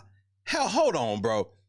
Fellas, is there anybody here that watched Kevin Samuels when he was live? 1 for yes, 2 for no. His core audience was black women. I know, like, why say stuff like this? Why say stuff that's just so easily proven? Because he be talking to people that don't know shit about Kevin Samuels. He got a whole audience that will not second guess his work, even though it's like, well, he's not really giving y'all information. This shit's all opinionated as fuck. He trying to make it seem like he's done a whole bunch of research, but he really ain't done no research. He watched like 3 fucking movies, and now he's got this long worded ass essay about how Tyler Perry should make his motherfucking church movies more secular for his liking. I've had black women fans of Kevin Samuels tell me that it was his socially conservative leanings and presentation and appearance almost as a church pastor, though unlike Perry, Samuels was a lifelong Republican and an uppercase C conservative. So how the fuck were they anything like the same? Kevin Samuels didn't rock with the black church like that and all of that shit like Tyler does. So you've just proven that you just say shit. Kevin Samuels and Tyler Perry are nothing alike outside the fact that they don't simp hard enough for you. Because everything's redline. That's how they can sit here and say shit like Tyler Perry's just like Kevin Samuels, because everything is just a one big line, and if anybody crosses that line, y'all all the same. They said that his direct and harsh advice was what they needed, even if it came with overt abuse and beratement, and the fact that actually his advice wasn't very good most of the time. Now, there was a... No, his advice was very good all the time. He can't even prove that. Like, if you ask FD Signifier, okay, prove how you know Kevin Samuel gave bad advice. He'll just tell you the advice and tell you that that's bad. He won't show you just like bad outcomes. He won't show you people that go, man, I did exactly what Kevin Samuel says, and now I'm broken in poverty and I ain't got no bitch. This nigga tells you, fellas, stop saying ain't no good women out here. He always said that. He never signed into that Andrew Tate shit, and he called them motherfuckers out and called Fresh and Fit out when it was appropriate as well. Strong. What happened was Kevin Samuel, a lot of them niggas was riding Kevin Samuel's wave. Fresh and Fit and was acting like they were like Kevin Samuels. You found out that they're nothing like Kevin Samuels. They're just some lame ass weak niggas. backlash from black women towards Samuels for obvious reasons, especially from black feminists. But at the end of the day, he and Perry offered the same thing, a conservative, anti-feminist, submission-based framework for how black women should solve their problems. They both said to black women, you are unhappy and will remain unhappy until you find a man to submit to and get... Wrong. The women would call in the Kevin Samuels show and ask him how they could get a high-value man. And he would ask for their specs. And if their specs went through, because there were some girls whose specs went through, he would explain to them, maybe you should try this, maybe you should try that. Da, da, da, da, da, da, da, da. Tyler Perry whole shtick is, you don't have to do no work on yourself. You can go out and have all your fun. And then when you get ready to settle down, the perfect man will just be waiting on you and you can go live and run off into the sunset. These are not the same logic. This is probably the dumbest shit I've ever heard in my life. You probably can't find a single other person on the internet that's saying motherfucking Tyler Perry is just like Kevin Samuels. In line with their natural state of being. And in recognizing this, we do have to engage with the harsh reality that a whole lot of black women, maybe even the majority, are much more amenable to this type of message and this type of energy than we like to believe, especially here on the internet where everyone... Well, you're full of shit, because none of the girls that Kevin Samuels, the girls that did like Kevin Samuels, they didn't get into it with Kevin Samuels. They took what he said, they listened to it, and they applied it to their life. And a lot of them will tell you that I was able to get a man after that. The whole thing is they were going to Kevin Samuels because they wanted a man. Kevin Samuels wasn't sitting up there and telling women that they got it. He literally would tell girls to buy a dog. If you don't want to do this shit, buy a dog and die alone. That was literally his catchphrase when he would be telling girls like certain shit that you probably should be on to get you a decent man and what he probably wouldn't put up with. And they would be like, nah, I don't care, blah, blah, blah, blah. And he'd be like, okay, then you could just buy a dog and die alone. This whole shtick was not this whole thing of telling women they have to be with a man. He literally would tell them they didn't have to. You want to do that independent shit, then be by yourself and be independent. Like the word means by yourself. Black feminist reading list, but acts like they don't know these women that exist in the real world. Samuels was more extreme and offensive, but at the end of the day, they're both telling black women to stay in their place. And they're both doing this because they both believe in a specific societal structure of lowercase c conservatism. Or more insidiously, they're doing it because they know a lot of black women are vulnerable to these types of messages and will follow and enrich them if they play into that reality. They know that society tells black women that if they don't succeed within this conservative structure, then they aren't real women, they aren't worthy, and they should never be happy. So men like Perry and Samuels sell that dream back to them all the way to the bank. But the difference is that Perry is just more slick. It's vinegar versus honey in terms of how he gets across his message. And because he doesn't openly spout disrespectful misogyny and doesn't really have a male fan base, what he does goes relatively unnoticed and unchallenged outside of black progressive spaces. And one of the reasons he's able to get away with it is due to his most iconic creation. Let's end by talking about Madea. Bro, I gotta be honest. Your assessment is embarrassing. And I swear I'm not trying to make this no personal thing. I don't know this nigga, bro. I truly don't. And I don't have no personal angst against this kid, but bro, like, some of these takes are abysmal at best.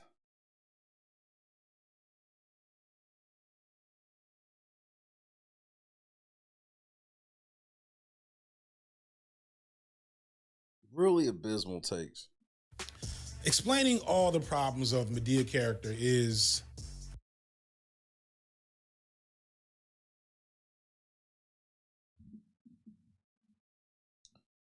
if you ain't never seen the Boondocks motherfucking Madea Tyler Perry episode, bruh, you don't even know.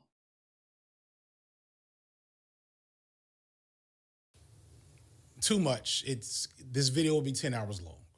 But let's get through some of the easy stuff. No, it wouldn't if you did research properly. And all you're doing is just rambling on. You like, this is so not a documentary. Like, for real. Real quick. The black man in the dress discourse that's often following the Madea character that has been popularized by quasi-manosphere Hotep figures like Umar Johnson and Boyce Watkins. They promote this myth that there's a concerted effort to effeminize black men through images like Madea, but it's really stupid. I feel like I've talked about this 100 times, and it's kind of old news to engage with this nonsense. However, there still are a lot of people where that's where their analysis of Tyler Perry begins and ends. Let me just make it clear. No, this isn't a thing. Boyce Watkins even one time was the most hilarious repudiation of this nonsensical argument.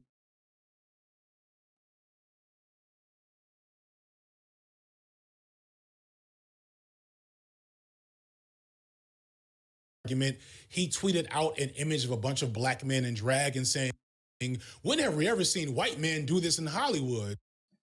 But see, that's the thing with you pro-blacks. Why are y'all always measuring yourselves against what white people are doing? You black. Why do you care? Do y'all black shit. But yeah, we do know that pretty much every black person that's an actor before they got big or while they were getting big did some level of this gay shit.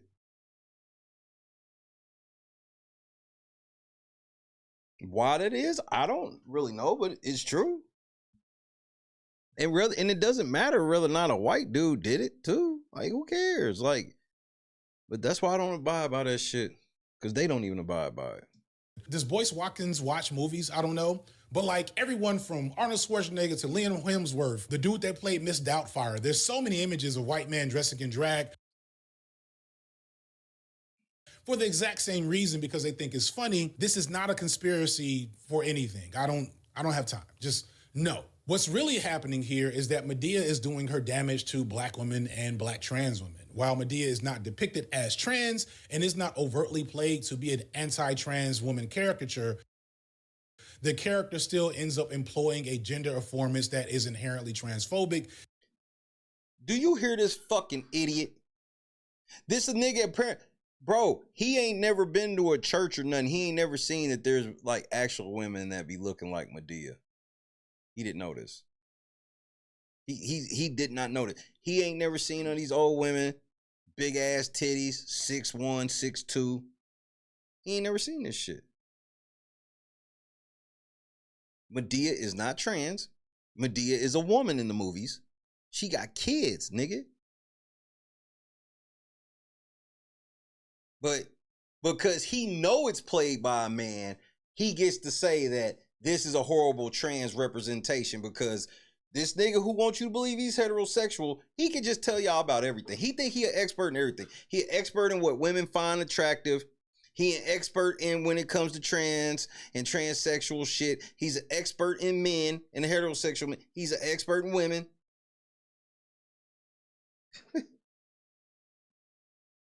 Of all the shit you could complain about with Madea, that ain't it. This is the weirdness of woke people. Because they like to try to find something that nobody's talking about, even if it don't make sense, to make it be like, see, you not woke enough, bro. Shit just flying over your head, nigga. You don't get it, nigga. I may not have everything I need, but I got everything I want. Because it's basically a mutilated, wrong-headed version of a drag performance. No, it's not. This is not. No, it's not. What does that even mean? Y'all love just saying big ass words with shit and don't even. What the fuck are you talking about, nigga? This nigga's a misogynist, transphobic, all this shit. None of this shit is. This movies ain't for trans people. None of this shit. The people that like his movies keep going back, and he's like, I don't understand why people go back to watch these homophobic, transphobic, misogynist movies. He's just like Kevin Samuels. Drag is inherently queer, inherently engages in a discourse around gender, and those performing and consuming drag performances are usually aware of these ongoing discourses, center them with some sense of care. And yeah, drag may have humor and it may spoof femininity, but it's inherent to the performance that everyone is in on the joke. Oh, so they hypocrites. So drag queens and trans, they're hypocrites. So they can make fun of being trans and being gay and flamboyant, all that shit, but nobody else can. Fuck you, nigga. I will never sign on that shit. I talk about them gay ass niggas just like I talk about you, nigga. You sound fucking ridiculous. This nigga think he's smart too. He think he's smart too. It's a safe space for that type of comedy. Yes. He's just like Kevin Samuels and what he accuses Tyler Perry of. He's a nigga that knows what's best for women. And while all the women have let us know, especially the black women over the last 2 decades, that they prefer listening to Tyler Perry and his movies and Taraji P. Henson and all of this shit. You know, we love the story of Baby Boy because all niggas grow up to not be shit like Jody while being a pussy at the same time. And then, you know, the nigga that she was cheating on him with, he kills her for him and they just go off into the sunset. Ha ha ha ha, everything's cool. This nigga's like, they can make the jokes, but if you make a joke about somebody trans, that's transphobic, man. Fuck you niggas. I don't let people do that shit to me. You're being fat phobic. Fuck your fat ass, nigga. I'm not afraid of you. Phobia means I'm scared. I'm not scared of you niggas. But Perry's movies are not. You know for a fact that most of the people watching Perry's movies do not have a high opinion on queer people or trans people. Based on what? Because you said so? So understand, if just by definition, if you watch Tyler Perry be Madea, that means you don't like gay or transgender people. Are you just saying shit? So when Perry's doing some of the same routines with Madea, it's much closer to minstrelsy than a drag show. More often than not, the performance of Madea. Right, because Madea isn't a drag show. Madea is a minstrel show. Madea is, bro, in real life, when Madea, people don't like being around Madea in real life, but there's Madeas in churches and shit in real life. Bro, Steve Harvey used to talk about Sister Odell. This is another version of another type of like crazy lady in the church. Bro, we grew up in church and seen that the church could have that one lady that would be, bro, I could name somebody right now. If Cuz was here, I could name somebody. He'd be like, oh, absolutely. But I would never do that, you know what I'm saying? Especially in like this context.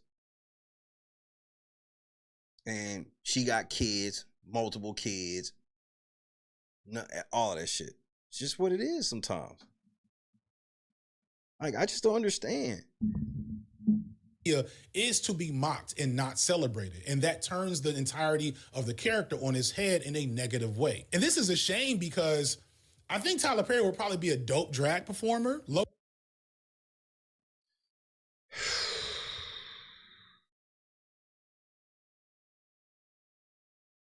I'm losing my motherfucking mind, man. Okay, like Tyler, again, is a good character actor. And after watching so much of his movies in the last couple of years at this point, I think he's more himself as Madea than he. You just sat here and said that Tyler Perry, his whole thing of Madea is disrespectful to trans people, but you just admitted that he does a good job doing it and he seems natural doing it. Like, but if I told somebody that's supposedly transgender how they should be carrying themselves to properly do the transgender shit, you would get mad and be like, how the fuck could I do that? But I'm trying to understand how you do that to Tyler. Bro, you zesty as fuck. I hope you ain't got no girl, because if you do, bro, that'd be nerve-wracking. He is as himself as Brian or any other character is played. It's like how, you know, Batman is the real person and Bruce Wayne is the alter ego. I think that's Tyler Perry and Madea. And consider... Lord Jesus. Tyler Perry and Madea are like Bruce Wayne and Batman. Do you not understand that Bruce Wayne changes clothes to become Batman in the same shit, and that never happens in any Madea movie? What the fuck is this nigga talking about? There is no Madea movie where he goes and slides down the fucking pole and gets to the bottom of the pole and is dressed like Madea. Considering Tyler Perry's questionable sexuality, there may have been space for some interesting queer performance art here, but it never becomes that because the Madea character is not meant to celebrate drag, queerness, or even women in any way. Instead, Madea... And they end up being whores, Boston. They end up being whores. And then this same dude will tell you, see, remember, he talks about the manosphere. So that lets me know when he sits here and says all this shit about niggas being lame, girls running around fucking all these niggas, all this shit. He will then tell you, if you like a man in your 30s and don't want to get with no chick that's 30-something with multiple kids and shit, then you're being a misogynist. That's not fair for you to judge that woman like that. Mostly serves as a vessel for Perry to subterfuge his own social and political beliefs into his art while deflecting from the scrutiny that one should have whenever a cis black man offers guidance to black women the way Tyler Perry or Kevin Samuels has always done. What the fuck are you talking about? You just said this whole video that you think Tyler Perry gay, but now he's a cis man only for the fucking... for you to try to connect him with Kevin Samuels and some alleged thing. Bro, this nigga's a clown. The first thing to understand is that in the universe of these movies, Madea is a woman. She's not a man in drag. Exactly. She's not a trans woman. She's a cis woman. She's bared children and has no questions about her gender. However, her size and overtly manly features are also canon within the story. We are meant to see Madea both as a woman, but also see her as overtly masculinized by her size and physical presence.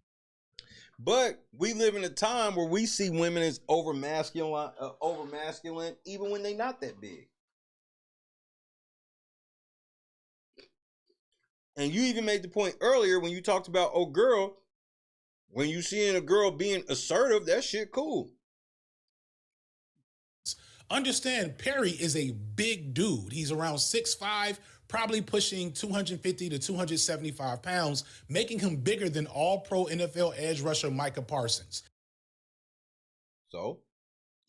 That's a big guy. Thus, other football players aren't generally over 6 feet. I don't know if any of y'all knew that. Characters, especially Joe, also played by Tyler Perry, constantly hurled inherently transphobic insults around her, her weight, her height, the size of her hand. Transphobic jokes about her weight. I don't even know what that means. Bro, y'all just be offended to be offended, bro. Everything is some type of phobia. Oh, you racist, you sexist, you transphobic, homophobic. Y'all never say heterophobic. That's not a thing. Even outright calling her a man at times. And at random times, for no apparent reason, Perry would just break character as Madea and talk in his naturally much deeper voice. It's called comedic timing. For comedic value. Niggas, you just got saved, Miss Madea. Sometimes getting saved like a bad perm, Reverend. It just don't take.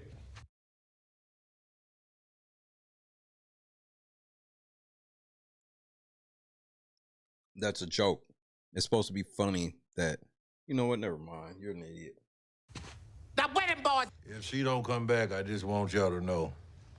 That's a dude. So the whole performance ends up serving as a mockery of the trans woman's experience. This is how the fuck is Madea showing the trans woman experience when you said that's an actual woman? It's being shown. Why am I arguing with somebody that want me to believe that a fucking dude with a dick can call himself a girl? Why would I even argue with such an idiot? You're an idiot. But he identifies as a girl. I don't give a fuck. You got a dick, you're not a girl. I know some of you mad. Be mad. Bob Janice, glad you made it. In the drag tradition, it pulls from and echoes ways of which black women have been stripped of being seen as feminine throughout history. It's important to note that transphobia has always affected cis black women in general, as the womanhood and transphobia affects cis black women. See, you see how they do black women? They want y'all so bad to call these other men women like y'all. Cause they trying to say we look at a transgender woman the same way we look at a woman. If they're gonna be transphobic to us, like, bro, stop. This is why I tell girls, now is the time to just go natural. It's the only way to really let a lot of dudes know. Femininity of cis black women is constantly under attack in a white supremacist society. Oh, this is why. What? Nigga, that's a lot, bro. You checking off a lot of boxes. Which black women have been stripped of being seen as feminine throughout history. It's Black women have not been stripped of being seen feminine. Black women, along with white women and all women, are choosing themselves to be less feminine. What are you talking about? Important to note that transphobia has always affected cis black women in general, as the womanhood and femininity of cis black women is constantly under attack in a white supremacist society. This is why it has never... Femininity of a cis black woman is being attacked in a white supremacist society. White supremacy weak as fuck, because the way white supremacy be letting y'all niggas lie on them like this is crazy.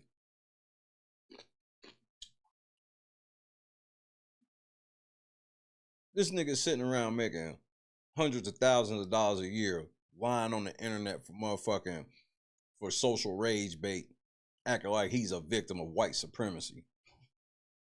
It's just an insult to like people who actually had to live under the rule of white supremacy. Even now that we been free, niggas is making more money than niggas have ever made in their life. I still got to be told that I'm living under white supremacy rule. No, I'm not. You are. Man, can't no white man tell me shit. We not slaves. I ain't never been a slave. I don't know about niggas. Rest of you niggas live in this slave mentality, even though you ain't never met an actual slave in your life. You ain't even checked your fucking family tree to see if you got any known slaves, while y'all niggas be sitting around acting like, oh man, white supremacy is holding me down. I can't do shit.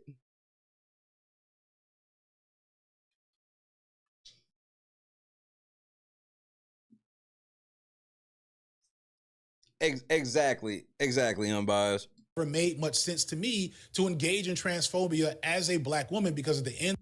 And Cam, you said that the other night. I think it was you that said that the other night or last night too. And you absolutely right. That shit is a placeholder. White supremacy is a placeholder for capitalism. Because in his shit, you want to know an ongoing joke I used to have on the channel years ago. Probably like 5, 6, 7 years ago. I used to always talk about white people meetings. And I would fuck with some of the white people on my channel and be like, wait, you mean to tell me you didn't just get that $1 million check that you get for being white? Damn. So you mean to tell you your white family didn't take you to that all-white meeting when everybody got them checks?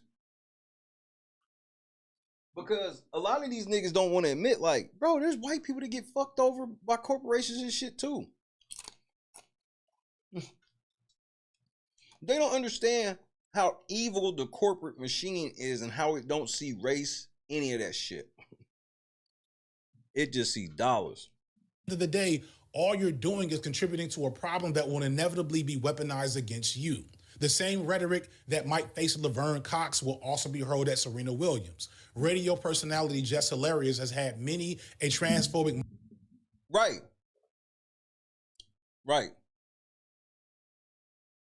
So it's weird that you try to say that Tyler Perry is trying to be transgender when he's really just being a woman. And you trying to act like there's not women out here who get called transgenders, and then you see Just Hilarious. And when I say you see Just Hilarious, that's not me saying it. She has herself said, you know, you got bitches like Leslie Jones. That's a big manly chick.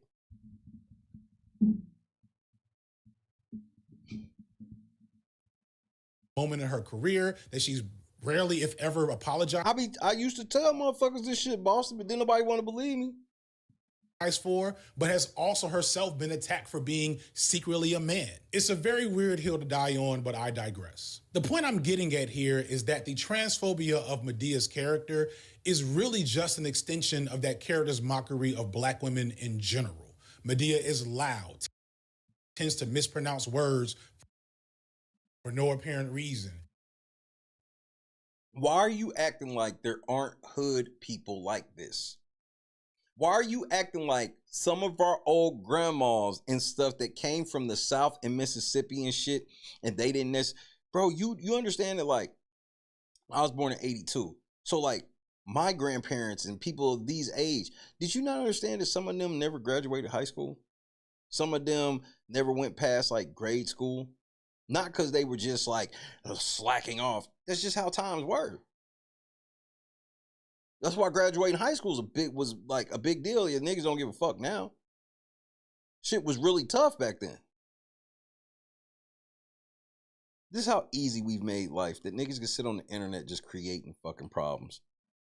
She's petty, quick to temper, and has a scandalous hypersexual past. Right. This is what it is, my nigga.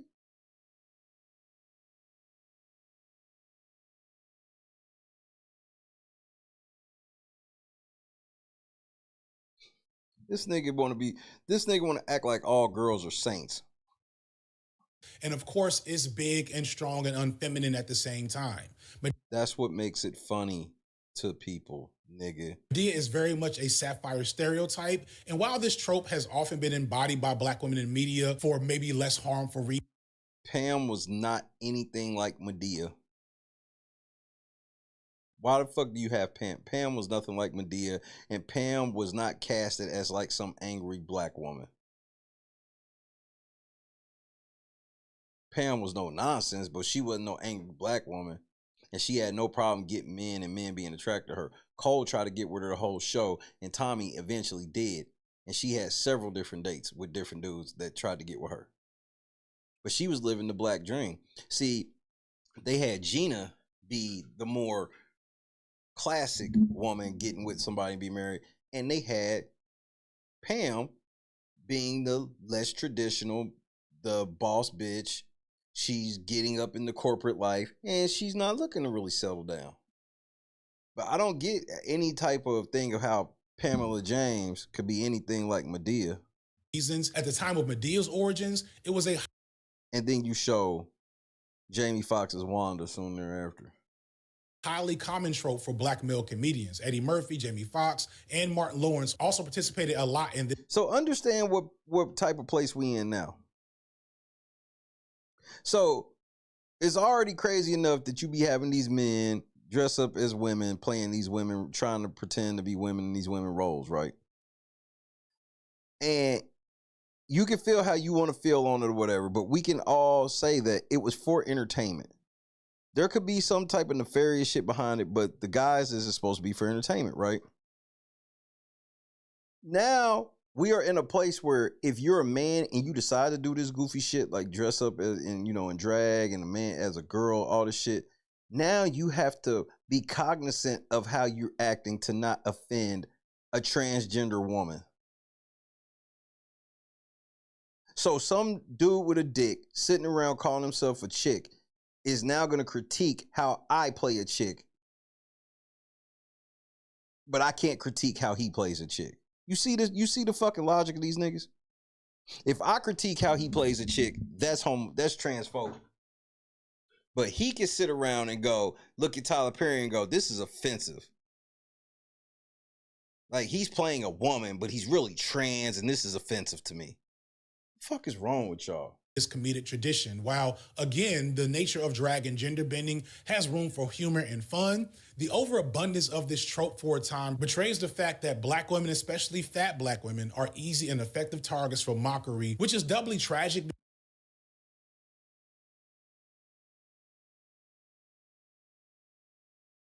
Why, if you are trying to be an advocate for fat black women, why would you announce that they're easy targets for ridicule? What makes them an easy target for ridicule? Because they're fat? That's just one thing. There's lots of fat people who are not easy targets for ridicule. I'm one of them. Try that shit with me. Try to think me being fat is an easy way to ridicule me and see what happens.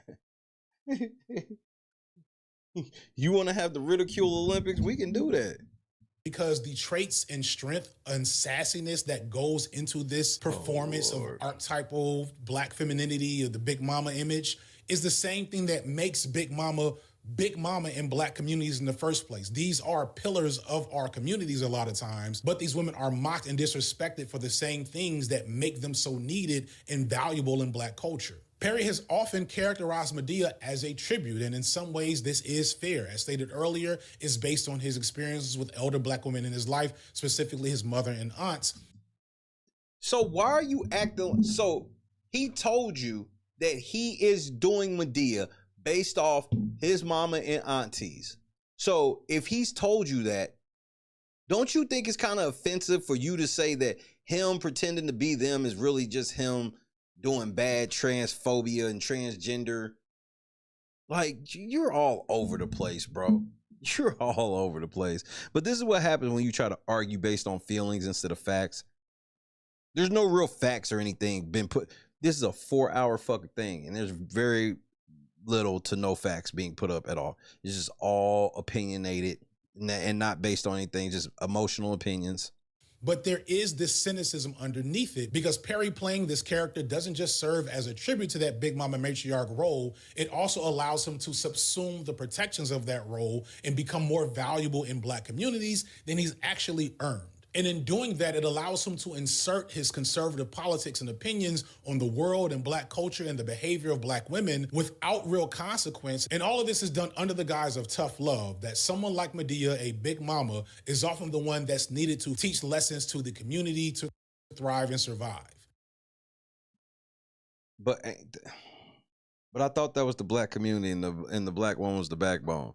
So isn't this him honoring that by doing that? So for every moment with Madea that you feel connected to because it reminds you of some Big Mama, black woman, matriarch in your community, understand that's not what it is. This is a man in drag playing the character and also writing the character's dialogue and the whole story for that matter.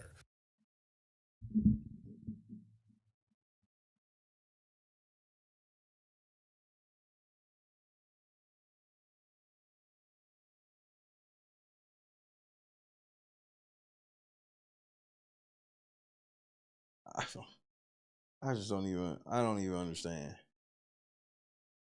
So when Madea actually calms down and tries to have a heartwarming moment to balance out all the craziness and you know, because it's an exaggerated level of Big Mama. That's what she is exaggerated Big Mama. Who the fuck is watching Madea and saying that this is the typical black woman? Because if you do, I think you're racist. The fuck you mean? You've probably never even approached anybody that's remotely acting like Madea in your life. That's why all this shit's laughable. This isn't a real Big Mama's advice coming across the screen. This is the advice and wisdom of a middle-aged black man who told you that all he's doing is telling you the lessons and life lessons, or life lessons and other things that he's learned from his mama and aunties. So this shit where you just making it seem like it's just some fucking man sitting around. Man, I can't believe I have to defend this nigga. Much of the advice tinted with a patriarchal perspective that had Perry not been in drag, the audience might say to themselves, it's kind of weird that this dude is telling these black women what to do with their bodies, their trauma, their... Right, because that's why he does it as Madea, because he's not, the story isn't called for... You understand the story is written regardless of who's acting the parts. So by your logic, there should be no man, like there should be all, like whenever you write a movie, there has to be a man writer and a woman writer, because the woman writer has to write all of the woman parts and the man has to write all the man parts. Do you hear how fucking stupid this shit sounds that he's trying to... Oh man, I can't. These woke niggas, bro, they wear on me. Husbands, their children, with no sense of hesitancy. Madea is somewhat subdued in her first on-screen appearance in Diary of a Mad Black Woman, only offering stern advice and guidance as a side character this time. Think about the goodness of Jesus and all that he has done for me. But by Medea's family reunion a year later, she's got her own subplot, which has her assaulting children left and right. Medea's propensity for violence is always played for humor, even when it's against children, even when the children... But did you hear the key part he said? Humor. It's clear humor. And these are the woke motherfuckers that tell you that while you're laughing. These are the same people that tell you while you laughing at Wile E. Coyote, you're thinking about buying dynamite from Acme. Because you were laughing at... No, never mind, bro. In reality, are highly vulnerable, and the last thing they need is somebody beating them, unbiased. as in the case of Keke Palmer's character in Medea's family reunion. This is a child who's been neglected and needs a foster home, which ends up being Medea's home. And after mouthing off at Madea on the way from the courthouse in the car, she beats the child while Perry, playing Brian as well, just kind of laughs. Because that is a known stereotype amongst black people. Somebody getting a whooping, somebody's off to the side laughing. But see, he obviously didn't have the quote unquote average black upbringing. So he gets to turn his nose up to all this shit and tell us how we supposed to be living because, you know, he went to college. He was dumb enough to go to college and owe college all that money just so he can do videos like this. He didn't need to go to college for it. Mind you, Perry is like the lawyer, the guardian ad litem or something. So he's a mandated reporter. He should lose his job for this, but he's just chuckling like, it's a fucking movie, bro. Good old Madea beating children. Madea also whips her later for skipping school, and this later beating is treated like the breakthrough needed to get the child to open up and get her life back on track. She also slaps a young boy mouthing off to her on a bus and flips out on a little girl for just playing around the house. I won't further nitpick the real life ramifications of such behavior in terms of legality and realism, because this is a cinema sins, but I do find it concerning that the violence and tough love against children is always a viable solution in the Tyler Perry universe. That's because in the Bible, it says, spare the rod and spoil the child. Like, you're a fucking idiot. Have you even read the Bible at all? Because how are you really making all... Because you're not even... Because the stuff that you're complaining about is actually the little bit of level of, like, accurate stuff.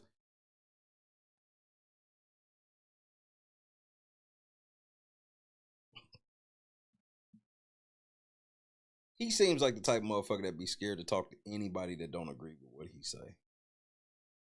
That's how he strikes me. I guarantee he's a trash debater. He can't stand on none of this shit he be saying because he don't believe it. He makes these videos the same way that Tyler Perry makes his. I'll critique black people because a lot of these pro-black people like Cam James and these niggas that swear they so pro-black and we all is black power. All of they fucking videos be talking shit about other niggas. And they always telling you how this nigga ain't acting black the right way. He's not black the way he should be. That's the story of all of their fucking movies. Meanwhile, you realize that they don't really know much about actual black culture themselves. They hang in groups where they tend to be one of the only few black people in the group. So they always get to have this level of racial leverage in every situation. Nigga, stop, bro. Because I don't think that's how it works in real life.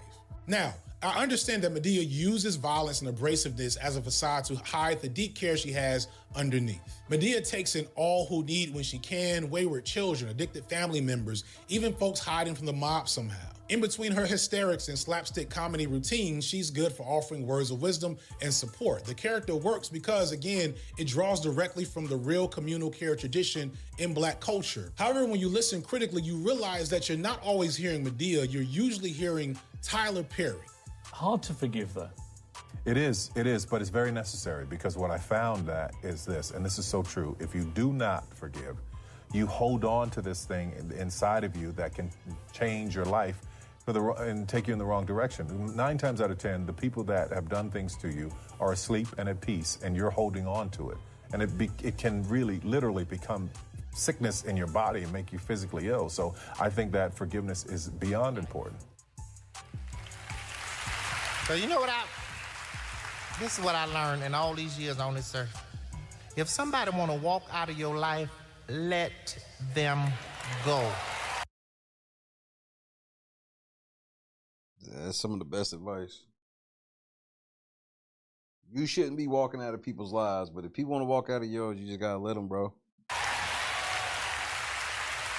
Especially if you know you done everything you can do, you done sat around and been the best man or the best woman you could be, and they still want to go, let them go.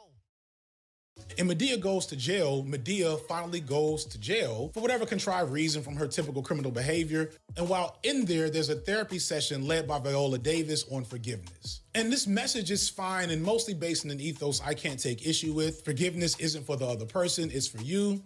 I think that's actually pretty good. See how selfish atheists are? They only talk about what's good for them, what works for them. They're not good at working with other people. And then when people point out they're not good with being around other people, the other people are the problem. Sigma, what's happening? CJ, what up, though? But when one woman on the session fails to get on board with that framing, Tyler Perry, as Madea, feels the need to jump in and drive the point home in her tough love kind of way. But this child over here talking about what her daddy did. Honey, your daddy is somewhere living his life and you on lockdown. Honey, you in jail because of what you did. Learn how to take some responsibility for yourself. This is misogynist. Because when women go through trauma, they work it out at their own pace if they want to. That's the logic. For your own stuff. Oh shit. Motherfucking cat daddy, nigga. We in this bitch. So now you see exactly what I was talking about. Terrence Higgins. Big Brother alumni. What going on, cuz? Good to see you. Sitting here, I gotta fucking defend Tyler Perry when I that's not what I normally be doing. I can't stand folk want to be the victim. This person did this, that's why I'm this way. Everybody in this place got a story. Terrence, I'm gonna be in the Midwest here soon. We gotta rap, bro. It's serious, but it's really, really good. We gotta rap. Your mama and your daddy done gave you life. That's all they were supposed to do. No matter how good, how bad the life was, it's up to you to make something out of it. People, all of y'all up in here need to understand something, okay? Everybody got a life, and what you do with that life is up to you. Stop being the victim. That's all I got to say. I don't...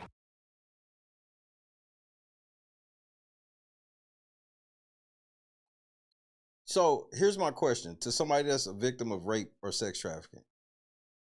At what point are they never supposed to get over it?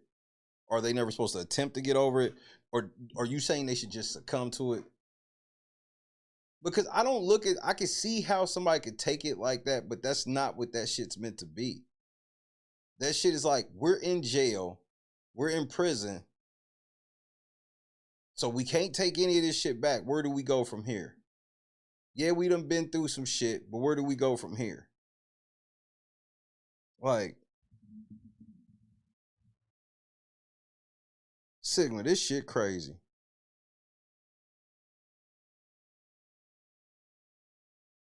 Like, I don't understand why everything has got to be taken so bad. To tell somebody that to try not to get over some shit is not saying you don't care about what they went through.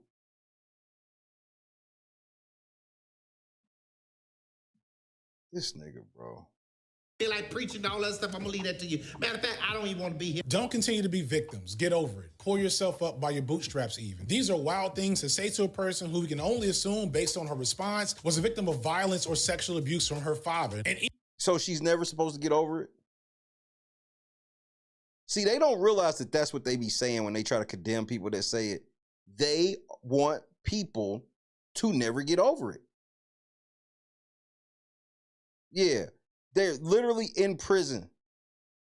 And A motherfucker in prison's looking at it, motherfuckers go, nigga, we in prison, bro.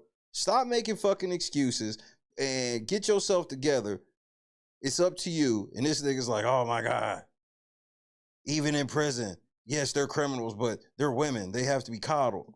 Even if it was a real big mama having this conversation, that shit would be weird. But step out of the context of the film for a second and recognize that the point of this and other scenes like this is for Perry to express his beliefs on harm and No, these are church beliefs. The church tells you, the church is the ultimate place to tell you to pick yourself up by your bootstraps. They just add a caveat to it. They tell you to lean on Jesus. Have Jesus help you. Other than that caveat, which is a big caveat, may not be to you atheists, but that's what it is. Use Jesus to pick yourself up by your bootstraps.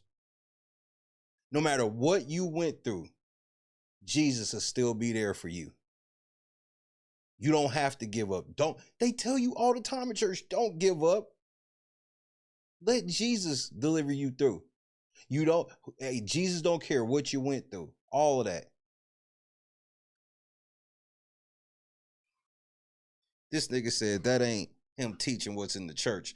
That's his own personal. Like, what is this nigga talking about? Covering from abuse to these black women who have a whole different way in which they have to address that harm and have had to their entire lives.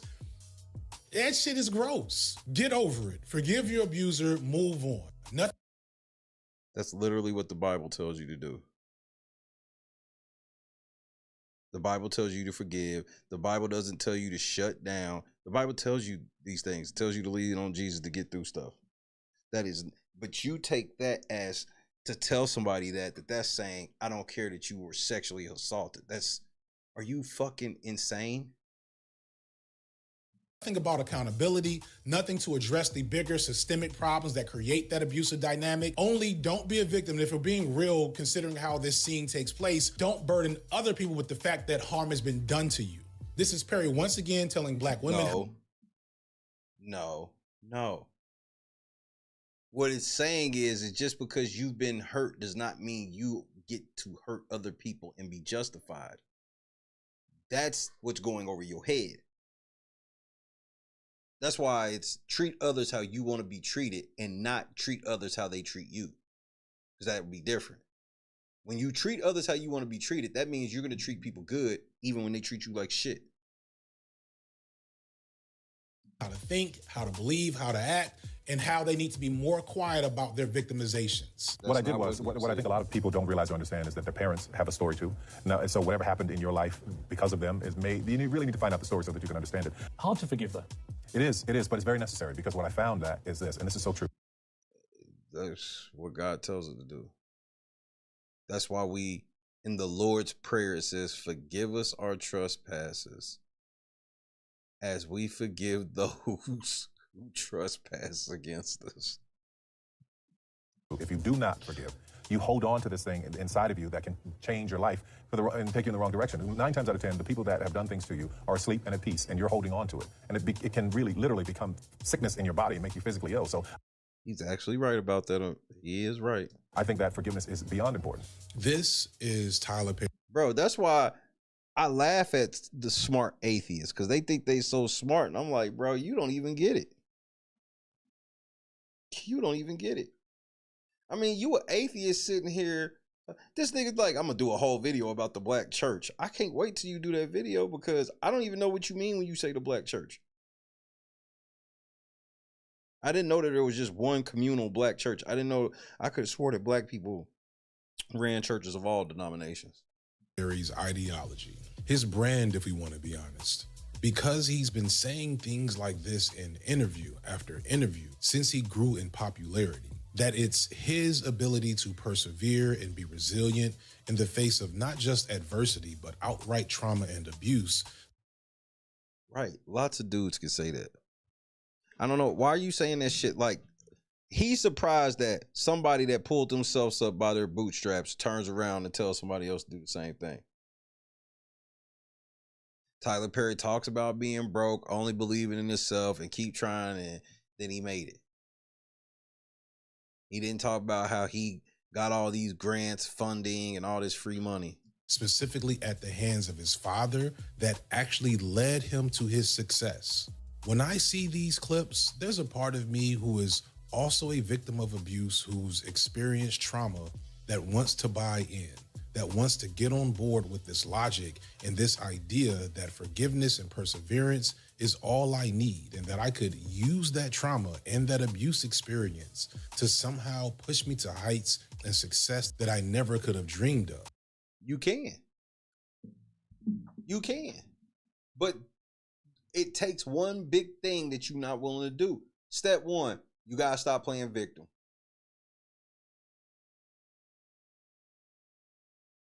Instead of letting whatever it is be the reason you can't do it, let it be the reason you will do it. It's hard. And it's not for the faint of heart. He ain't never say the shit was easy. That's why you don't get it. You can't do it. And I don't say that shit to knock you or anything. You said it yourself. You can't do it. That it would be in some twisted way my superpower.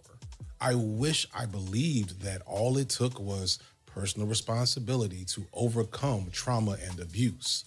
But if you know anything about the effects of trauma, especially on children, it's not as simple as take responsibility for yourself and you'll end up a billionaire. In a video he literally didn't say that. You're gaslighting. On TikTok Feminism, Nebula creator Broy Deschanel references this concept of resilience and how it's often aimed towards women. Let's stop right here. He wants you to believe that Tyler Perry is being judged through this lens of pro-blackness.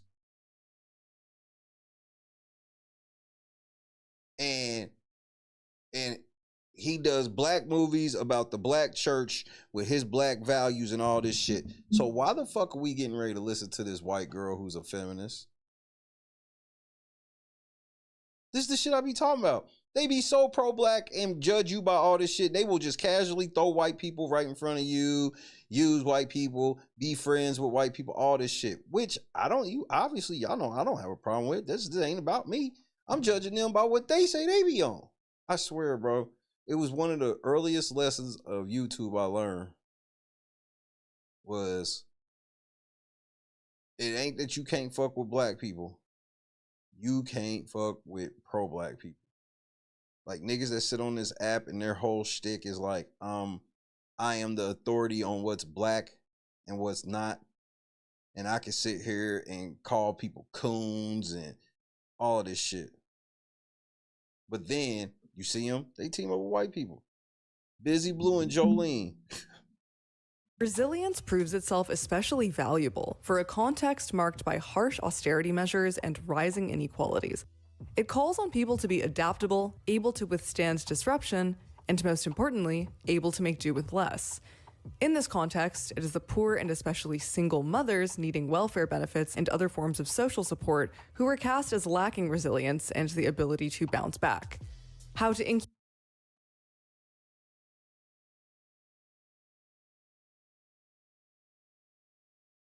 Resilience proves itself especially valuable for a context marked by harsh austerity measures and rising inequalities. It calls on people to be adaptable, able to withstand disruption, and most importantly, able to make do with less. See, that's a new thing too, is these kids use words and right in front of your face, they will change the definitions or make the definitions into what they want them. That's why the very next word is in this context, right? The context you just put it in. It is the poor and especially single mothers needing welfare benefits and other forms of social support who are cast as lacking resilience and the ability to bounce back. How to incubate and encourage resilience among poor communities, and its emphasis that it is a lack of resilience rather than an unjust social system that keeps the poor in that condition. That is ridiculous on its fucking face. If that was true, everybody has heard of stories of people being fucking homeless, didn't have shit, anything, and making something of themselves. This ain't even like this is a very common story. But because some of you niggas don't make it out, you want to have a permanent excuse to be like, oh, that's bullshit. I can't just pull my... Bro, I was homeless in the car. I didn't get no financial government assistance. Not one penny.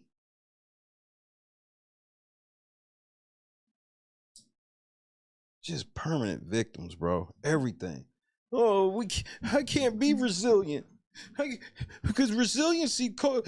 No! The government said white supremacy. Incubate and encourage resilience among poor communities, and its emphasis that it is a lack of resilience rather than an unjust social system that keeps the poor in that condition. The poor are cast culturally as lacking the substance that would help them to bounce back from grinding poverty, precarious and poorly paid work, and insecure, expensive housing. See, this is the difference between atheists and people of faith. See, because my bounce back came when I gave my life to God. He then equipped me with the tools to pull myself up by my bootstraps. While I was homeless in the car, I fixed my credit. I was working every day. And while I was homeless, nobody on the channel knew, because it was normal for me to stream outside and shit.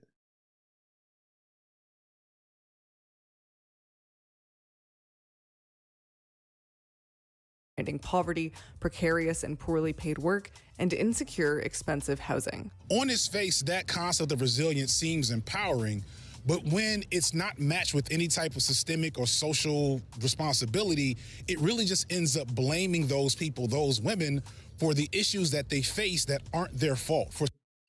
When a motherfucker tells you that your course of action should be to try to get over this stuff and pull yourself up so you can continue to live life, that is not them invalidating the experience in itself. That statement is not invalidating what they went through. Society's failure to support them or protect them. And this is especially true for those who are a part of Tyler's core audience. Is that fine? It is. My audience and the stories that I tell are African-American stories specific to a certain audience, specific to a certain group of people that... Church people. I know that I grew up with, and we speak a language. Hollywood doesn't necessarily speak the language. A lot of critics don't speak that language. Right. So to them, it's like, what is this? But I know what I do is important. I know what I do touches millions of people around the world. And don't get me wrong, there's value in this perspective on forgiveness, but when you leave out that aspect of accountability... I know you fucking lying. And then you take in the totality of what Tyler Perry has built his image, his empire, his brand on, it comes across at best as irresponsible and at worst, incredibly cynical. To never want the people, the same people you say you care about so much, to critically engage with the environment and those in power who are responsible for their victimizations. Forgiveness without accountability is just a cycle of abuse. But do the women have to... But you've been talking about how the women don't need to be accountable for shit. And how to ask the women to be accountable is misogyny.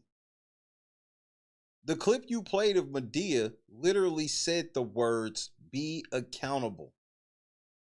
She didn't say, you got raped, get over anything. She just told to be accountable. That's all she said. You shit on it, and only for you to end this whole segment with you talking about accountability is needed. Bro, y'all niggas are a joke.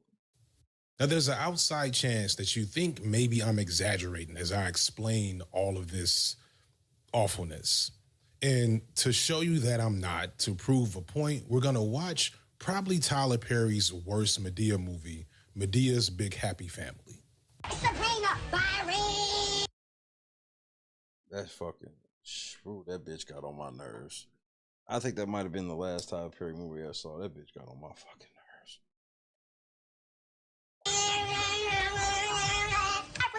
I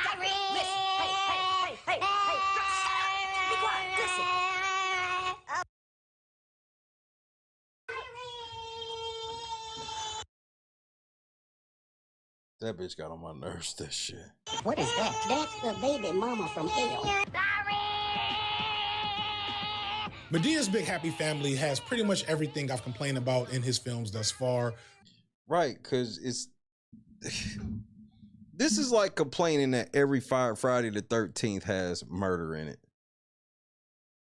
Like, I can't believe I went to see another Friday the 13th, and don't you know they had Jason in a fucking hockey mask at some fucking camp killing all the people? You would think they would evolve past this. Random cheap jokes about Madea actually being a man, check. Madea is a former sex worker, and isn't that funny, check. Madea beats a child, check. Characters act ridiculous for no basic reason, check. The only thing that is missing is the evil black male characters. Instead, it's evil black female characters. So it sounds like a Tyler Perry movie then. The fuck is wrong with this nigga? Hey, shut the hell up, sound like a siren. But Uncle Joe is still here, so we can check that box too. And it's the same melodramatic plot of most of his movies. There's some wayward souls that have come under Medea's watch, and it's up to her to use her unique powers of tough love and abuse to take care of them. As I said in this movie, the black men are the innocent put upon angels who do no wrong, while black women are bizarre, evil caricatures of dysfunction and unresolved trauma. However, but you don't get, when it's the dude, you don't say all of that. It was just cartoonish when it was the dude. But when it's the girl, it's so much more deeper and psychological. However, as stated before, it's not exactly the same because unlike with his male villain characters, these black women at least have a backstory, horrible ones, but will... Right. Because like I told y'all, the reason they get a backstory is because Tyler Perry has to justify their shit, so you can't. So like, if you want to just really go in on the chick, you can't, because you got to know that she is a victim too. So while she's a bitch and doing all this fucked up shit, you gotta remember she's a victim. The men, we don't care about them being victims, so we don't talk about that. They're just dicks, because, you know, men are dicks. Come back to that later. We start out with this meta moment that illustrates the real problem with Madea as a character and a concept. We have the character Shirley being played by Loretta Devine being a legendary black film actress over the last 50 plus years. Her and Cheryl Lee Ralph probably had your uncles on lock as the dream girls back in the 70s and early 80s, and since then she's been an excellent character actress, often playing a variety of black mamas in a variety of films that all she's good in. Word to Prim, she an all-star. So if anyone should... Right. But she can walk around being typecast as a big mama, and that don't do shit for black women. She's to be revered. But when Tyler Perry has like these type of characters, she's literally in a Tyler Perry movie, been in several. Different. Be a big mama in this movie, it should be Loretta Devine, right? Wrong. Her character has cancer and her family's in shambles, so she has to go get Madea. Again, a man in drag. That's not a man in drag. That's a woman.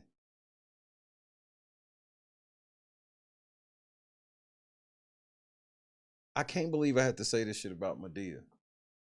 Yes, Tyler Perry is a man playing a woman in drag. But that's not, you're making it seem like this woman went to go get advice from a transgender woman or whatever the fuck. That's not what happened. She went to get advice from this lady, Madea. It's like he's blurring the line of real life and this fake movie world on purpose. Like he blurs the line to play these narratives out. So now it's like, oh, Tyler Perry done wrote in a movie where this black mama had to go get advice from a transgender. Like, but here's the other thing though, bro. Isn't it homophobic or transphobic for you to say that this transgender woman can't give good woman advice? I thought you said being a transgender woman is the same fucking thing. So wouldn't that be disrespectful? So she could go to this transgender woman to get advice, right? They just say shit, bro. Yeah, that's all she's good at. I could have swore that's misogyny is the finest. That's all she's good at. All she was good at was making your uncles and shit want to fuck her when she was young, and now she's just the black mama in the films. Playing a big mama in a way that she, being a real big mama, can't. So we already have this displacement of a black woman for her own story. Right, because there's never been a black woman that had to ask somebody else about advice with what's going on with their kids. To be played by black men in drag, a pattern for Perry at this point. Shirley has only a few weeks to live, and she is hiding this from everyone, but she wants Madea to help her get her family on the right path before she passes. Her family includes her eldest daughter, Kimberly, who is our one-dimensional, stuck-up, angry, bougie black woman who berates her husband and is low-key abusive to their infant son. Then the low-key. The middle child is Tammy, who's married to the hapless Harold, the rare non-ubermensch blue-collar man because he's dark-skinned and fat and not light-skinned and with muscle. Does that nigga look fat to you? So I get it. Tammy also berates and belittles her. Yeah, I wouldn't call that nigga Her husband, but also has two boys who are the worst, most disrespectful children in the history of black children in real life and on film. Her oldest son calls her Tammy, which confused me so much that I was like, oh, is she the stepmother? But no, this is his real mother. And it's like, all right, Tyler, can we just try to make realistic characters this? No, have you not paid attention that it's always over-exaggerated every single movie? See, he never got... Never mind. This nigga's a moron. This nigga really... And he be popping himself up on the screen like he really be motherfucking slam dunking. One time, any one time. And then there's Byron, the youngest, played by Lil Bow Wow, who does a good job of acting in this role. Until later, but I think that's more the writing and directing problem than anything. First of all, he was not Little Bow Wow in this movie. But you get it. Byron is having baby mama issues with Tiana Taylor, who's pretty bad, and his current girlfriend is played by Lauren London, who is also bad, just in a different way. Byron is broke, mostly because he stopped selling drugs after he got out of jail for selling drugs, but both of these women want him to go back to selling drugs, because, yeah, the black women in this film are awful. But it's okay, because here comes... But nigga, there's girls like that for real. There are girls like that for real, that if you get caught trapping and you trying to lead a life, they not trying to hear that. Or they gonna leave. It's not saying all, but there are some. Madea, played by Tyler Perry, to fix everything through wise words and tough love. First, Madea visits Tammy, her put-upon husband, and the disrespectful children. Madea fixes the children's behavior in an instant through, I'll give you one guess, whooping their ass. Perry, as Madea, gives this ridiculous speech about the disrespectful behavior of young people cursing at bus stations in front of elders, and it's awful, but I can like hear old, out-of-touch niggas in the crowd. Old, out-of-touch niggas. You're the nigga that's out of touch.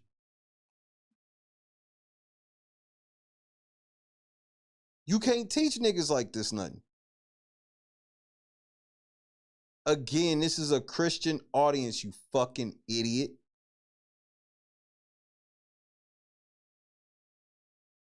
Spare the rod, spoil the child. This is what they was raised on. Yeah, my grandfather told me about when he used to get whoopings when he was a kid. Clapping as she's saying this completely nonsensical shit that isn't real, but because people really hate young black people. And he won't tell you exactly what it is so we can judge it. We just have to take his word for it. People, especially young black boys that don't act right, we're supposed to not recognize how ridiculous the scenario is. Never in Tyler Perry's "the youth are going the wrong way" conversations does he do anything with structural violence against them, talk about how their parents are reproducing the same dysfunction in the home. Again, your whole thing is you like pointing at people and going, they are victims, and they just everybody. Kids are victims, the girls are victims, everybody. Anytime that Madea exhibits any level of discipline, he calls discipline abuse in all forms. Yes, her shit's over the top, and in real life, you don't whoop your kids like Madea does, but it's gaslighting myself to even explain this shit. It just must have something to do with children not having enough weapons as children, so he beats the children. And I want to be clear, I don't even want to really pass like extreme judgment against black parents who spank their kids, because that's a complex and hard to have conversation that requires a ton of healing and an open and safe space to get people to recognize why that's not a good thing. But No, there has to be a cutoff point.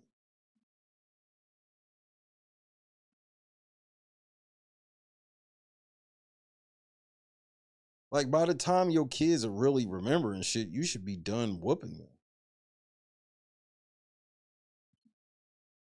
Like, your kids shouldn't be like 10, 11 getting whoopings, in my opinion. Some people still do whoop their kids 10, 11. Like, bro, with all the stuff they have now, just take shit from them. They favorite shit, let me get that. What needs to be understood up front is that spanking your children as a form of discipline does not immunize them to structural violence that black children face.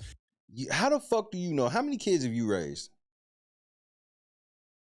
And the main reasons why black children end up in bad situations. In fact, thinking all they need is a whooping is how we end up ignoring that shit. But whoever said all they needed was a whooping?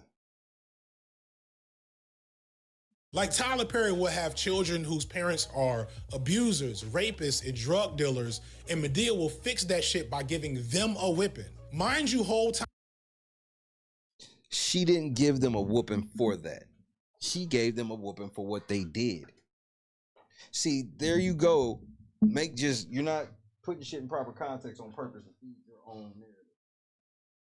You're making it seem like she just gets them to the house and was like, I'll whoop them to get over whatever it is they're over. No, she whoops them for what the fuck they did.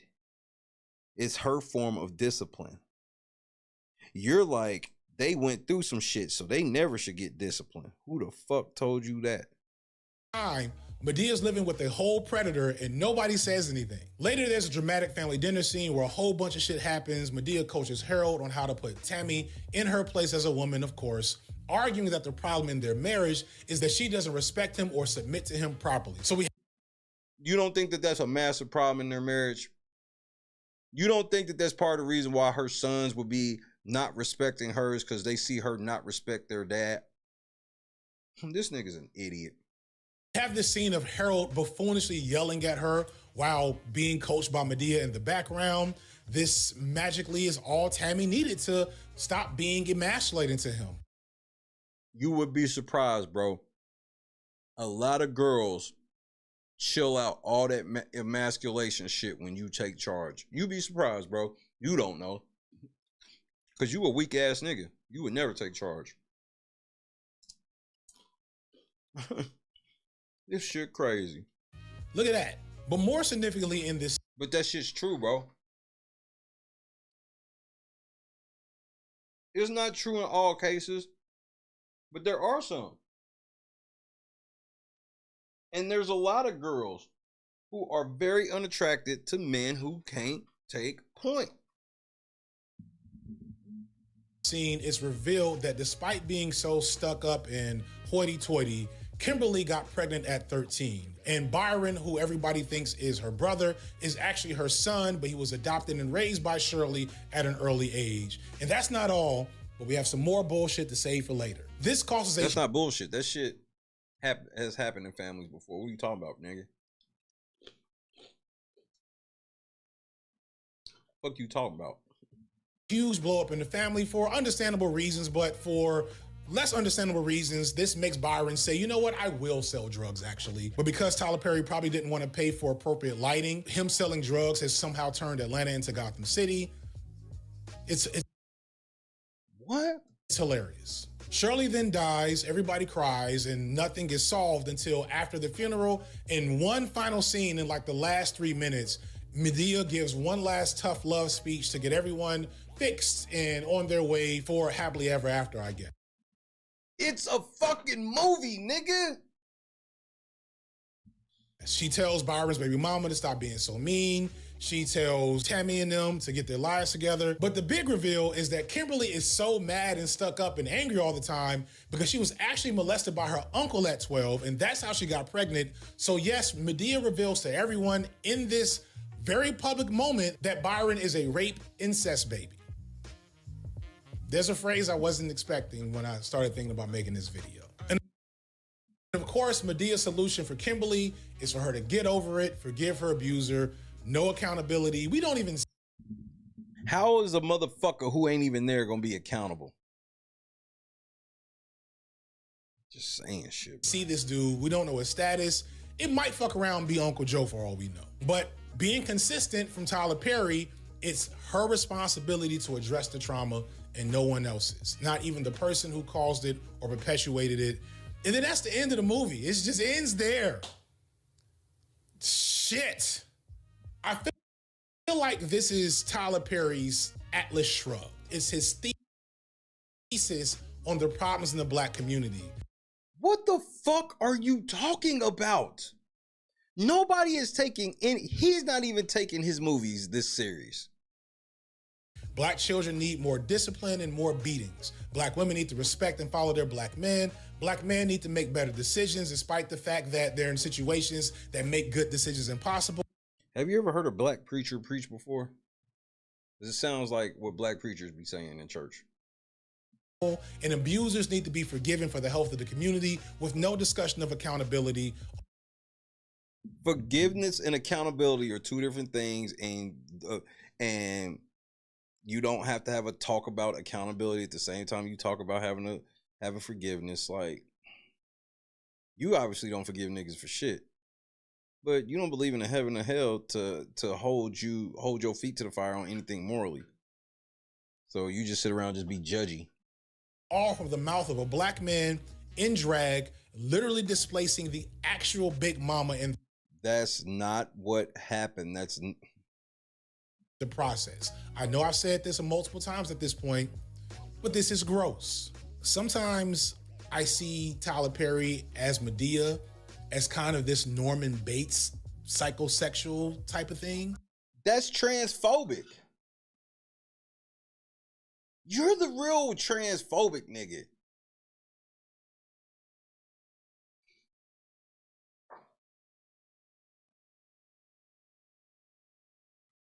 This shit's weird. Are you for trans people or not? Perry is an extremely powerful man, right? It's clear that power and control are important to him. It's something that was denied to him as a child and that he lords over now as an adult and a businessman. But he's worked extremely hard in this public persona to come off humble and subdued despite his extremely powerful billionaire status. Comparing him to other black billionaires like Oprah, Jay-Z, Kanye, etc., he seems like the most down to earth. What the fuck does that mean? But I don't think that's real. I think Madea is the real spirit of Tyler Perry. That's who shows up when he wants to get an episode of the Boondocks taken off the air or clap back at his critics in the media.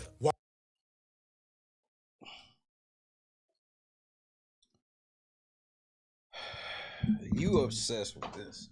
This is just weird at this point. While he, as Tyler Perry, offers words of wisdom and inspiration on the value of hard work and supporting each other, Madea gets to proselytize about the plight of black people being low-key their own fault and telling black women how to follow and get their men. And whether this is a purposeful or unconscious separation, it's smart because while Tyler Perry gets flack for a lot of things, he doesn't get a lot of scrutiny for If it's as offensive as you say, why do any women work with him? Why do any black women work with this offensive ass nigga?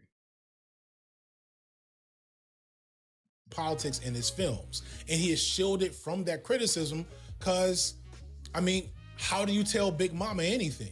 Big Mama, by nature of her survival in a world that has been seeking her destruction for generations at this point, has earned a level of respect and impunity in black spaces. A lot of us have and know a Big Mama, and some Big Mamas ain't that great. Some Big Mamas are just as judgmental, abusive, toxic, and clueless as Madea is. But we don't say nothing because that's Big Mama. She's earned that respect and that privilege through years of sacrifice and service to black communities. But Tyler Perry hasn't. Tyler Perry isn't Madea, even though I think Madea is very much Tyler Perry, if you get my point. He has went through a lot and done a lot to earn a lot, billions if we're counting, but that doesn't put him above critique for some of the awful things he's put in his media. Agreed. He doesn't actually hold the sacred position of Big Mama in any black community. But that's not what he's See, you're weird, bro. You did this whole thing talking about how he's transphobic, and now you've made this whole thing about him thinking he's big mama to the black community. Bro, all his movies is literally just giving black women the shit they want. In 99.9% of these movies, and 95% of these movies, the black women are not the bad guys. And when they are, like you even admitted, they're giving reasons that the men aren't given. You admitted this. Your thesis is all over the place, my guy. Even if he cosplays as one. And I'm sure some of y'all are thinking to yourselves, while Tyler Perry isn't Big Mama, he's still been a huge force for black people in this country, giving away millions over the years to a variety of black folks in need. And there's so many examples of this, and he does deserve credit for that. That is true, but different. Because see, unlike Madea or any Big Mama, Tyler Perry's service to black people isn't selfless. It's barely even a sacrifice considering how much he's made. In fact, his... So now you get to say how much money he's supposed to... Oh, got it. Go ahead. Service ends up being highly self-serving, and considering all that black people have given to him, I feel like he should really give a whole lot more. In fact, as we get to the last section, we're going to peel back and look at just how Tyler Perry has made his billions. And once we do that, it becomes clear how exploitative he's actually been to black people. But you're exploiting black people too.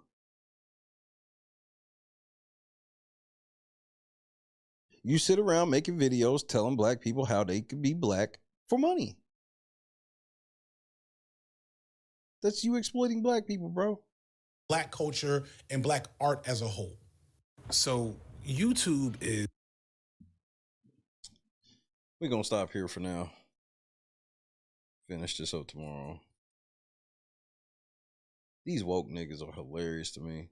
That's why I laughed when I sat here and was like, it took 4 of y'all niggas to build one table.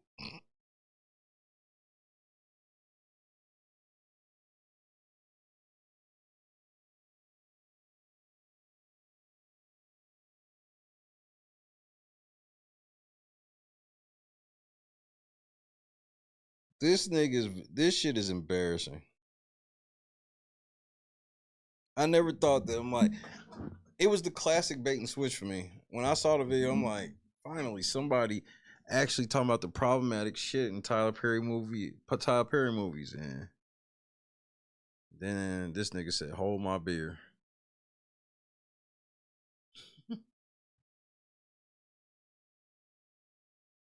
But I've had fun.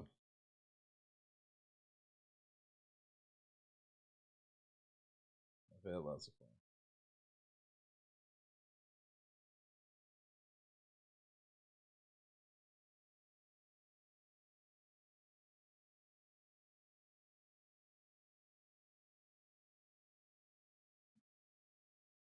Tomorrow's Friday. Week is almost over for everybody.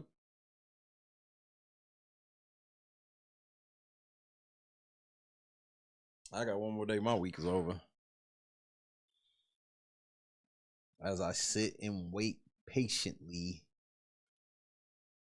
I've been praying to God, asking for guidance of where I go next.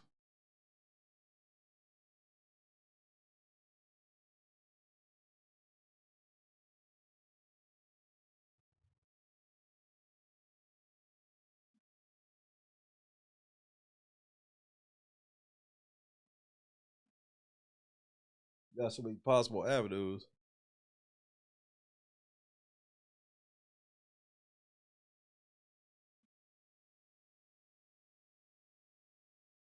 I just want to make the right play right now. Man, this shit is pain. The way this shit works right now is pain, man.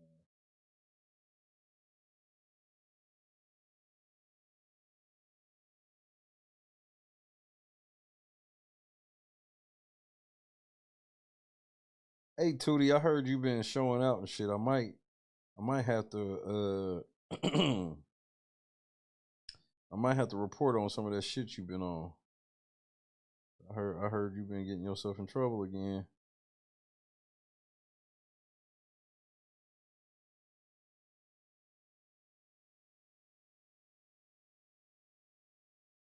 Don't get in trouble yet, nigga. I need you to stay out of trouble. I don't want you to be doing no shit and then be like, oh, that's what happened. Nah.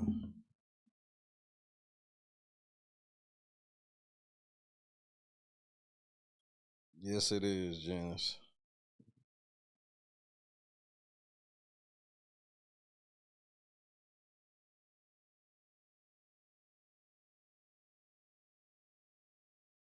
We might have to touch on Mike Vrabel now that it looks like I got the whole story now.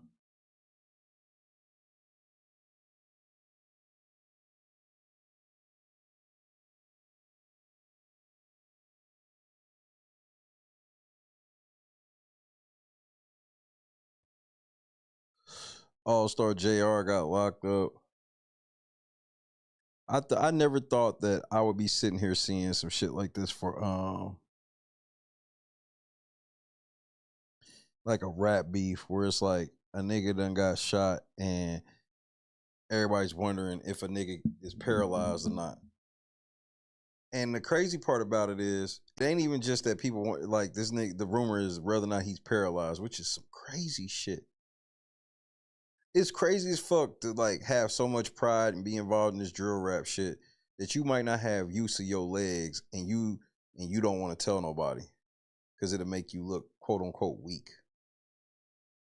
That's where we at with this shit. And then you get in the comments, and the comments are so demonic.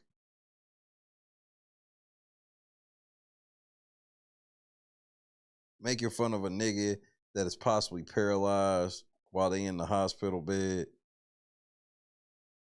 I just watch people on this internet and I'm just like, man, some of y'all niggas gonna be right in hell, shocked over the dumbest shit.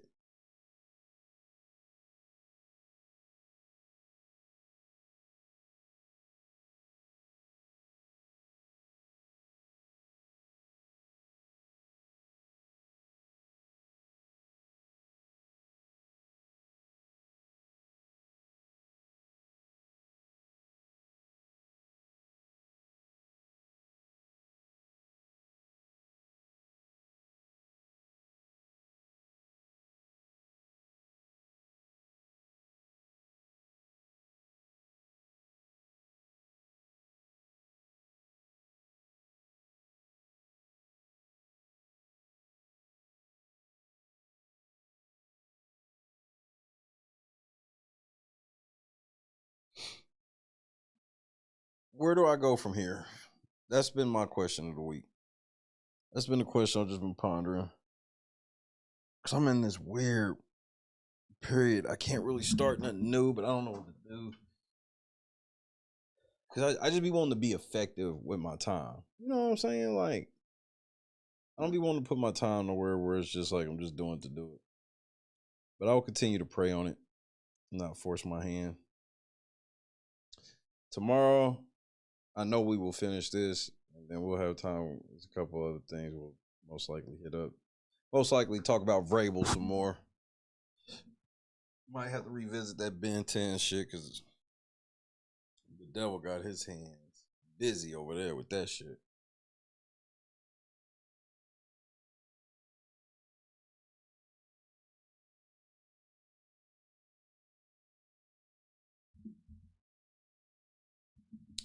I guess we'll know in a little while, huh, GB? Show though.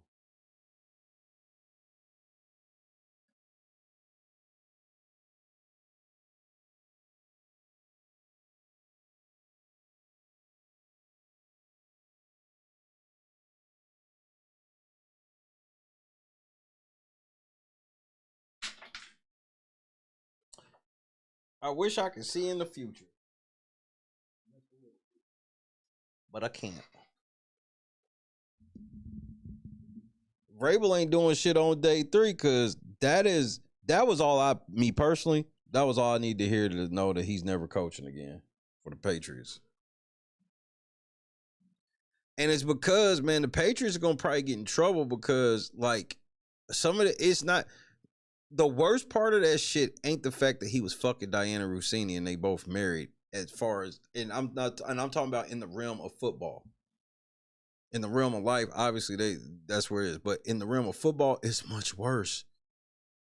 They don't care about them fucking. We talking about this nigga was tampering.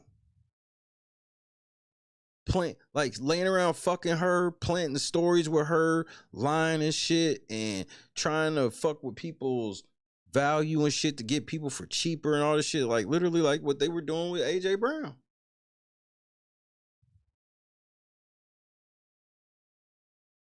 And then I don't know how he's not instantly fired when Stephon Diggs, the whole reason y'all let him go because y'all said he was a distraction to the team and he caught 85 balls.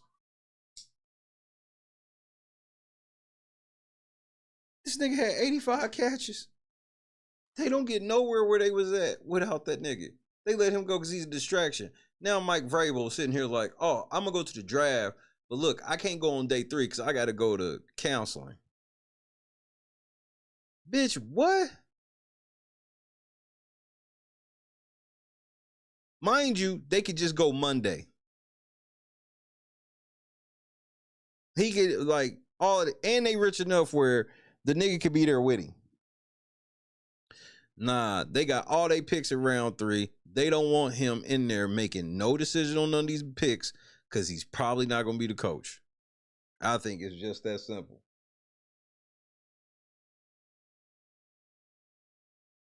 More pictures came out, and I heard some more shit gonna come out that's even worse.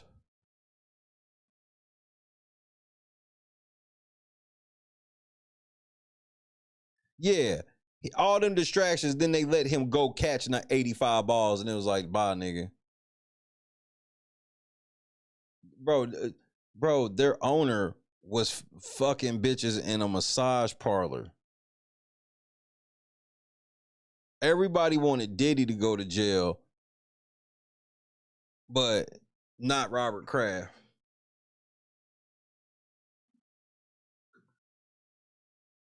Bill Belichick got that 24-year-old bitch.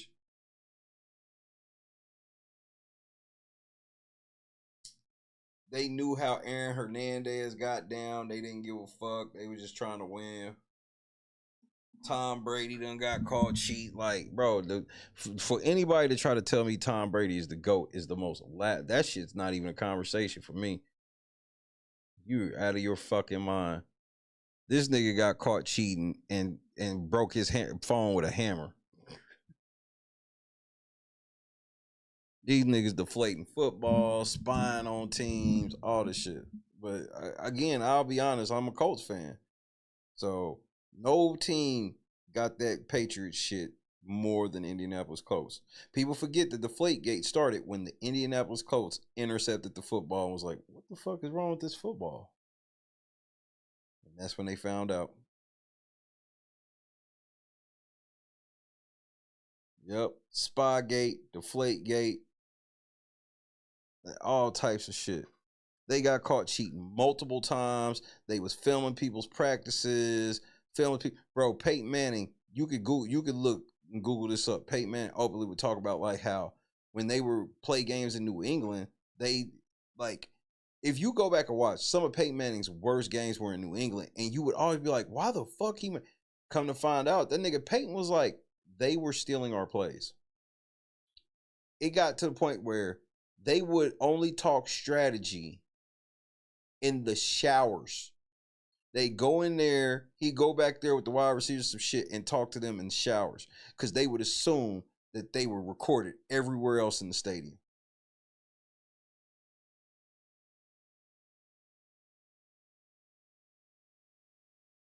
And then when the Colts was telling people shit like this back when it was happening, everybody was just like sore losers. Peyton Manning just ain't that good.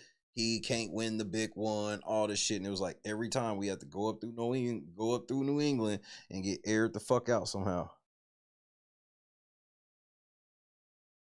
And then when New England finally had to come to Indianapolis, we won the Super Bowl.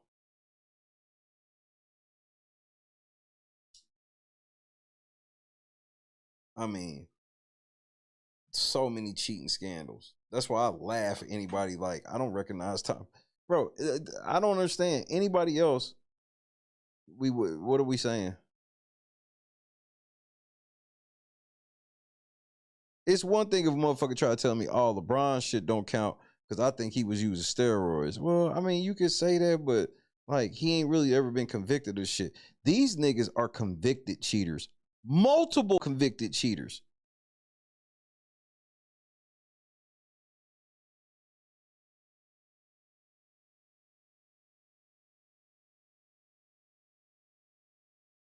Drew Brees is definitely in my top 10.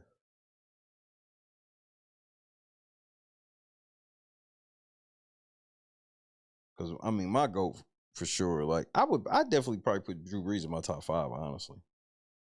You know, shout out to my Boilermakers, Rose Bowl. But my GOAT is that nigga with that big ass head. But Bounty Gate is different. Bounty, like I didn't understand why they made Bounty Gate a big deal, because I was like, that shit been like that forever. It's like they do that shit in high school. It may not be necessarily for money, but yeah, it's like them getting the money was bonus. Like they was still gonna be on the same shit regardless. It just gave them a little more incentive. That's all that shit really was. It's like that's what it was. When you win against the other team and you go against you was trying to lay the motherfucking best player on the other team out. So, yeah, the bounty shit, yeah, that was fucked up. But like, the way they try to make it seem like it was the most unscrupulous shit ever. And I was like, I think that they did that shit to try to keep that part of it simple. Because I'm like, it's always been that way. That's why they tell the best player, hey, man, you better not bring your ass through the middle today. Get your ass lit up.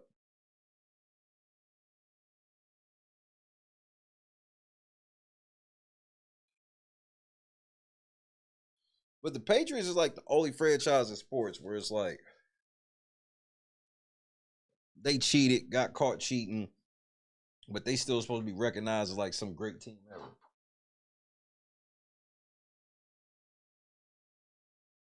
Then I'm supposed to be surprised that Belichick ain't doing good in North Carolina. Probably can't cheat.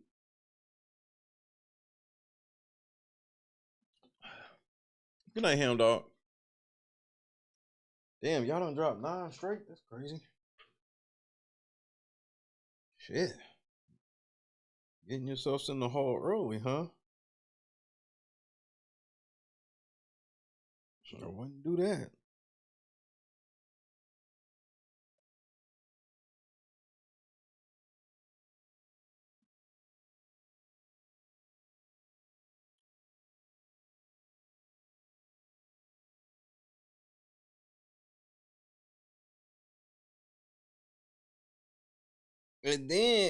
And the fucked up thing with the Rossini shit is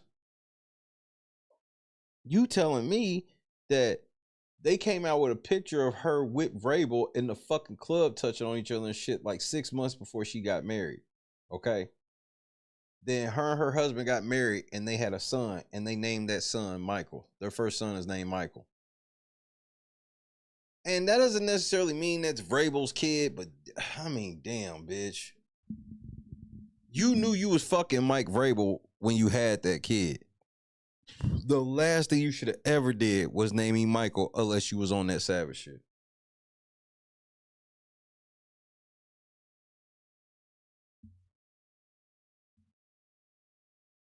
She belongs to the streets.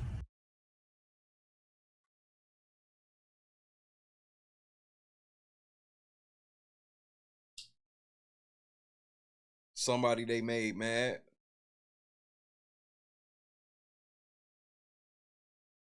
Or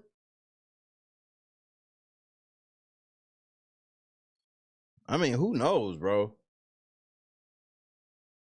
But at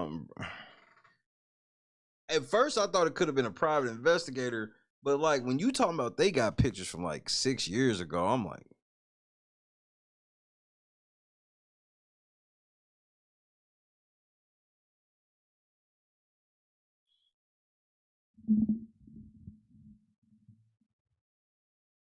then she on Twitter basically telling on herself she went ahead and nigga, stop playing. I didn't know that. I'm gonna check that out.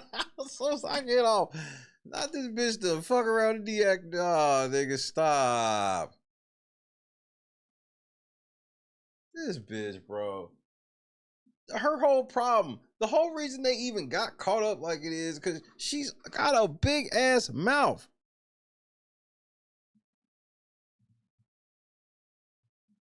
She got a big ass mouth. Shitting on her husband and shit all the time.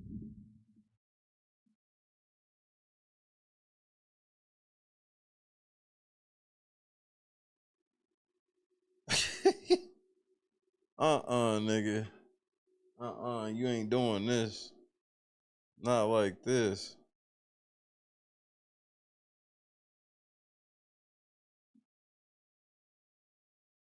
The New England Patriots coach and the NFL reporter were spotted together inside the dimly lit Tribeca Tavern in the early hours of March 11th, 2020. They sat close to each other while conversing at the bar, at one point appearing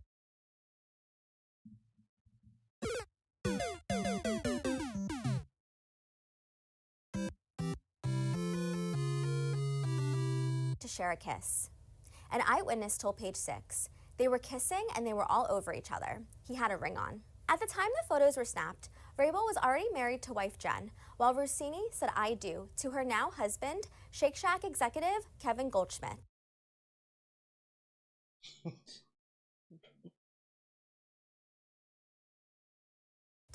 Just 6 months later, both share 2 kids with their respective partners. The sportscaster and the NFL coach, whose wedding ring was visible in the photos, Why y'all gotta make sure to emphasize that? Oh, shit. were very close to each other throughout the evening, according to our insider, who witnessed Rossini's legs in between Rabel's legs. The eyewitness told Page 6 that Rossini and Rabel were at the hole-in-the-wall bar at around 12 a.m. and stayed for at least an hour, flying under the radar. They were having a glorious time. They were giving each other pecks, a bunch of pecks constantly, the source added. This there has was to be a nobody private in there. investigator. Nobody knew who they were. I don't think even the bartenders did. And that Shake Shack nigga got this type of money. This sounds like a motherfucker. And they in that red satanic light. Yeah, this had to be a private investigator. At the time the photos were snapped, Rabel was working as head coach of the Tennessee Titans. I think it was like, yeah, I'm gonna tear that green jacket off your motherfucking ass later. While Rossini was an NFL reporter at ESPN, extensively covering the team. The reporter posted a photo of herself on set with an ESPN host just hours before her bar outing with Rabel, joking in the caption, a blonde, a brunette, and a redhead walk into a bar. Reps for Rossini and Rabel have not responded to Page 6's request for comment. The bombshell new pics come 6 years before Page 6 obtained photos of Rossini and Rabel holding hands and hugging at the Ambiente in Sedona, Arizona. We previously reported that the two enjoyed breakfast at work on the patio of the hotel restaurant on the morning of March 28th, later hanging out at the pool for about an hour before lounging side by side in the hot tub. They were also spotted on the private rooftop of one of the hotel's over $2,000 a night bungalows, an area that's only accessible from the two-person If I bungalows. ever get rich, Rossini I ain't gonna lie. If I ever get rich, me and Christy gonna recreate this photo. I ever get rich, I'm gonna go spend $2,000 for one night so me and Christy can recreate this photo, nigga. I'm gonna have the same outfit on and everything. Rossini had been working as a top sports reporter for The Athletic when the first set of photos were released earlier this month. While the company initially supported her, she resigned from her position amid their investigation. Please accept this letter as my resignation from The Athletic, effective immediately. I have come to this decision with deep sadness, but with clarity about what is right for me, my family, and the work I have spent my career building. You and I have already publicly addressed the recent attacks against me, and I have nothing to add publicly to what we have said. I have covered the NFL with professionalism and dedication throughout my career, and I stand behind every story I have ever published. When the Page 6 item first appeared, The Athletic supported me unequivocally, expressed confidence in my work, and pride in my journalism. For that, I am grateful. In the days that follow, unfortunately, commentators in various media have engaged in self-feeding speculation that is simply unmoored from the facts. Moreover, this media frenzy is hurtling forward without regard for the review process the Athletic is trying to complete. Bitch, are you... She really thought the public waits on shit like that. I know you fucking lying. Like, just like you don't be waiting for your whole job has been exposing shit that people don't be wanting out yet. Oh, sources close to the shit and da-da-da-da-da. So stop. People doing the same thing to you. It continues to escalate, fueled by repeated leaks, and I have no interest in submitting to a public inquiry that has already caused far more damage than I am willing to accept. Rather than allowing this to continue, I have decided to step aside now before my current contract expires on June 30th.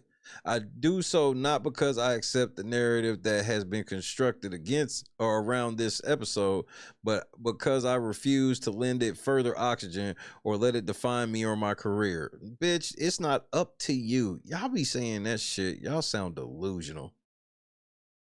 I refuse to let it define me or my career. Bitch, I bet it will. I bet it will.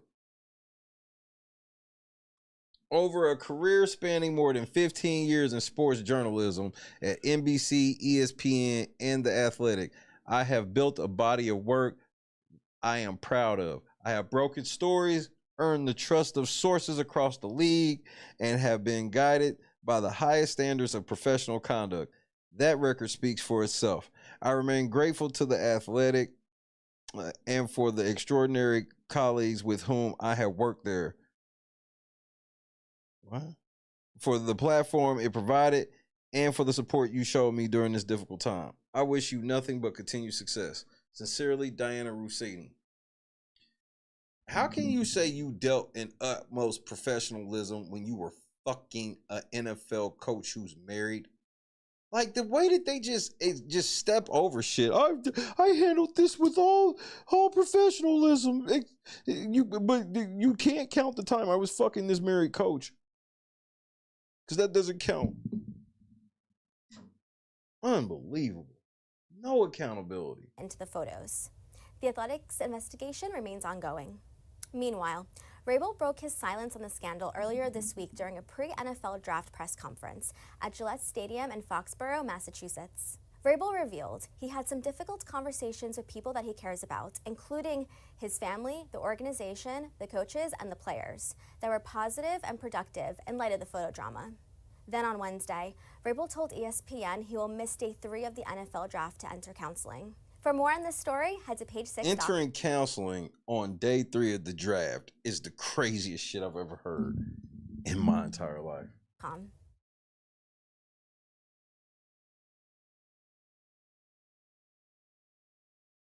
This nigga's a loser.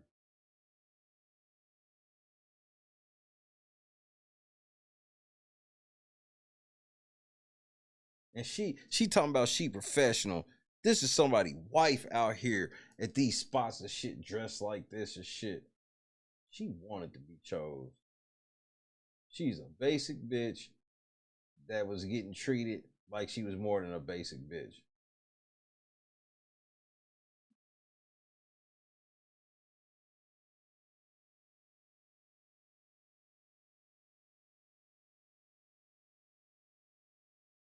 Unbelievable.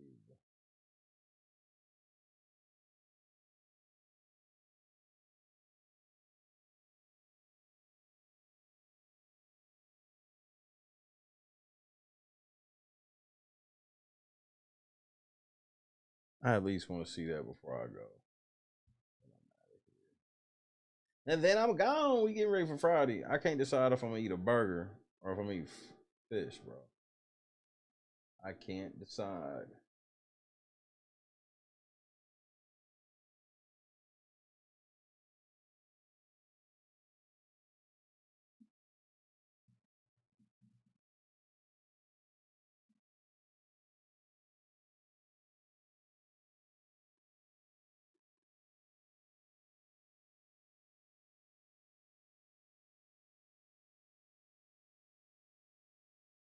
I had the other day to that you guys have shown in a personal and private matter.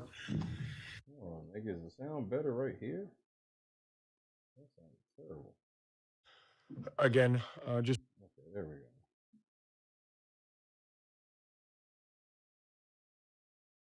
want to reiterate the gratitude that I had the other day to that you guys have shown in a personal and private matter. You know, I want to address the news regarding my current situation. I understand that there are questions, but I take accountability for my actions and the actions that caused the distraction to the people that I care most about. My family, this football team, the organization, and our fans.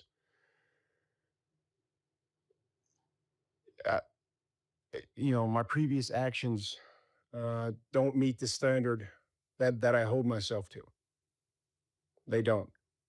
And what I believe is best for the two most important things in my life, my family and this football team, is for us to take the necessary steps to work together and to give them what I told them I'd give them, which is the best version of me. And that's what we're going to do. And that's going to start, that has started, that'll continue this weekend, and it'll continue for however long it takes for me to give them and to complete that promise of giving them the best version of me possible. And that's what's going to happen, and that's what's been happening. I'm grateful for Robert and Jonathan for their support. I'm thankful for the coaches and their support. Most especially, I'm thankful for the players. Well, the ones that allow us to win games, are the ones that allow us to coach them. And I appreciate their support. You know, we got a lot of great men in there, and I appreciate each and every one of them. Like I told you before, my priorities are my family and this football team, and in that order. And there's a balance there that I am going to create. And my family needs me this weekend, and that's where I'll be. But I'm confident in the people that we have. I'm confident in the preparation. I'm thankful for Elliot and his staff that have prepared us for this night, for this weekend. Exactly. I ask that somehow you can allow those players that we bring onto this football team, allow them the excitement and joy of recognizing that our dream and starting a journey. I hope that you can do that. And again, I'm focused on this team moving forward, and out of respect to my family. He literally didn't even say that he hurt anybody. All he said was he's a distraction. I won't have any more comments or answers to touch on, and I appreciate it. Thank you. Wouldn't be Saturday the best time to step away, other than a time later when the draft isn't going on? Well, when you prioritize your family first and your job, that's what's required, and that's what was necessary. Got a lot of support from everybody involved, and so that's what I was able to do, and willingly, and I want to do that, and that's important to me. But there's also a balance there. There's, you know, when my family needs me, I'll be there, and I know that there's a way to give them the best version of me, and also provide and get what I need from my family, and also from this football team. Do you anticipate missing? Sorry, Karen Brown. Hey, that's all. Do I anticipate missing any football activities in the coming weeks? Maybe I can't answer that. I can only say that whatever my family needs, that's what I'm going to provide. But I'll. So you literally throwing your family under the bus. Now, because he's telling us that his family is making him miss the draft. This nigga Mike Vrabel ain't shit, bro. He's the worst, bro. He's the worst. I take accountability, but my family's making me miss the draft. Why are you miss the draft? Hey, when you got to prioritize your family and what they want, The fuck, nigga? Shut the fuck up. So understand what's needed for me here.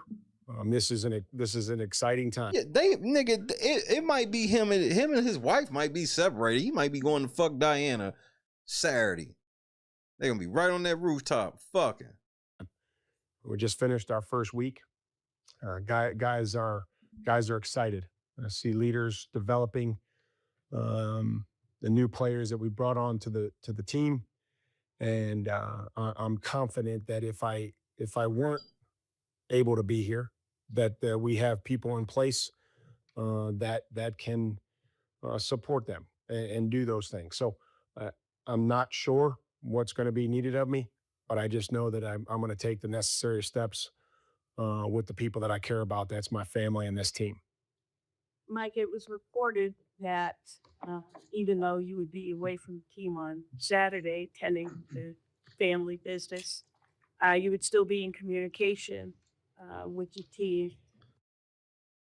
How are you gonna do that, Mister? I'm getting off the grid with my family, but I'm not gonna be at the draft, and I'm gonna just be on the phone while I concentrate on my family. This nigga, bro, you fired. Can you explain that, or what? Well, I mean, I'll obviously try to be to communicate with Elliot and Ryan and Stretch or Robert if that's necessary. But I don't anticipate. I mean, I have to do what's needed of me, with my family. Yeah, because they need me. And so again, I'm confident that whatever they need, I'm going to provide. And oh, we don't need shit from you, nigga. We need you to go be with your family.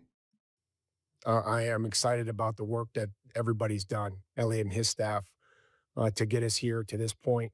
And I'm confident that just like last year, we'll come out of this draft with players that our fans are going to enjoy watching, and they're going to be great teammates, and they're going to help us win. So,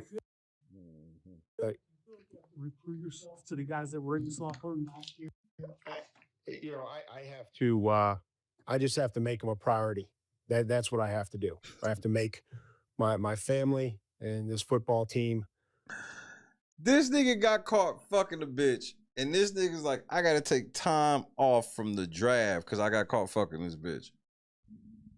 I think some way more damaging shit coming out. The priority, and I'm excited about giving them the best version of me possible, and being able to coach and teach and develop, and all those things that we talk about, that we believe in, and that we know that are important. Playing hell over just the last 2.5 weeks. We go from your original statement about, any insinuation the photos were anything other than innocent was laughable to your comment. Hey, nigga, remember like when the photos first came out and you said the shit was laughable? Remember that shit? Hey, this is the greatest question ever, nigga. Statement about playing hell over just the last 2.5 weeks. We go from your original statement about, any insinuation the photos were anything other than innocent was laughable to your comments Tuesday to now deciding to go to counseling. What is that process? Well, that's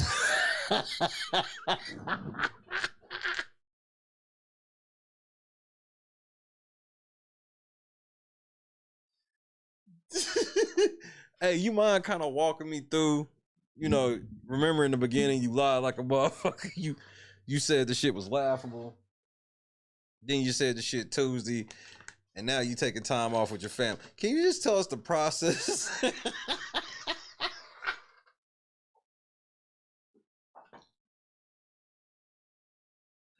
you just tell the process of how you lied like this and got here? That we know that are important. Playing hell over just the last 2.5 weeks. We go from your original statement about, any insinuation the photos were anything other than innocent was laughable to your comments Tuesday to now deciding to go to counseling. What is that process? Well, that's a private and personal matter. I don't think. No, you said all that shit publicly, nigga. That's not private. You lied publicly, but it's private while you lied. Stop. That those comments, I think that was, always an attempt to protect your family, and I would never be dismissive. But No, I think my family and this football team are the most important thing, and that's what I plan to do. And I'm excited about the challenge with both of those things. Thank you, appreciate it. You welcome. Pussy ass nigga, you couldn't even give no eye contact or nothing. I take full accountability. Full accountability for what? Don't worry about it. It's private. I gotta go be with my family. Fuck the draft. I just realized that I gotta stop fucking other bitches and I gotta go to counseling right now. Fuck the draft. Thanks, guys.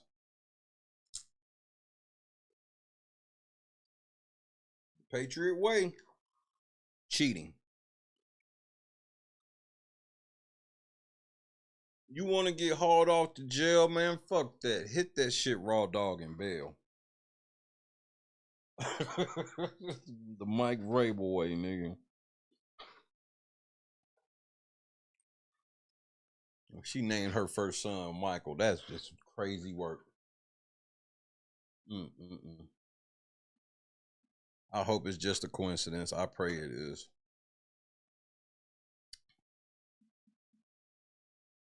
We got one more day, y'all. We gonna make it.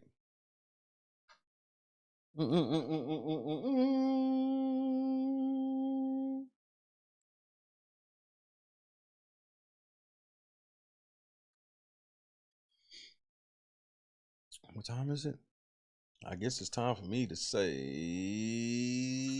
goodnight to your boy. Get the fuck out of here, fools. I'm out of here like Mike Vrabel on day 3 of the draft, nigga. I'm going to spend time with my family. Before you get out of here, coach, real quick, remember that time you told us that it was laughable that you was fucking that bitch? Then you said some other slick shit on Tuesday, and then now you stepping down because you done got caught fucking that bitch. Like, can you just kind of explain to us, like, what made you lie like that in the process when you realized the lie wasn't working and you got to do some new shit? What made you decide to tell the truth? Were there other lies you maybe have left on the floor?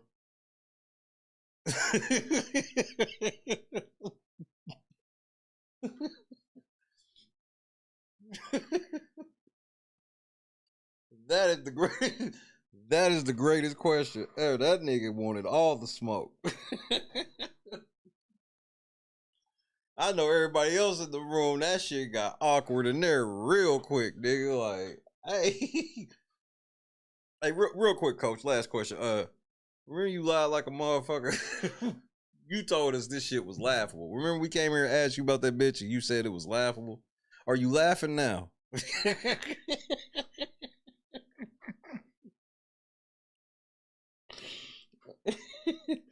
Is it still funny, coach? Because Shay is still laughing, so I wanted to know if it's still funny to you. GB, Unbiased Reality, Janice, shout out to Bob, Aaron, Sigma. He ain't sorry. That nigga, he didn't even say he was sorry. That nigga said, I think he said, if he said he was sorry, he said he was just sorry for being a distraction. But I paid close attention to him just like calling himself a distraction. He didn't say he hurt anybody. And then he threw his family under the bus. Oh, I will be here, but I got to be with my family. Yeah, I'm sure your family made you miss the draft. I'm sure your family said, yep, we so mad at you that we're going to piss off all of New England. Hold you captive. We gonna find out, nigga. We gonna see. God is great. This FD Signifier nigga, bro, he's just extra woke. Extra woke, I tell you.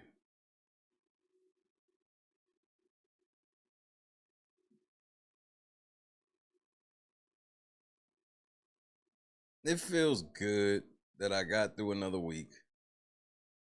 It feels good. But do you want to know how good it really feels to me? Let me put you on game. This is how good it feels.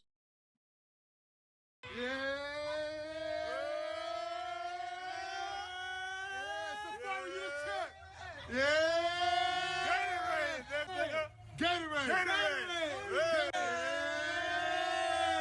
Gatorade, cut the check. Safari,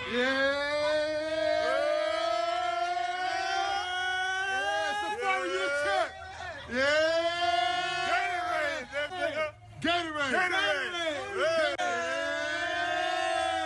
Gatorade, cut the check.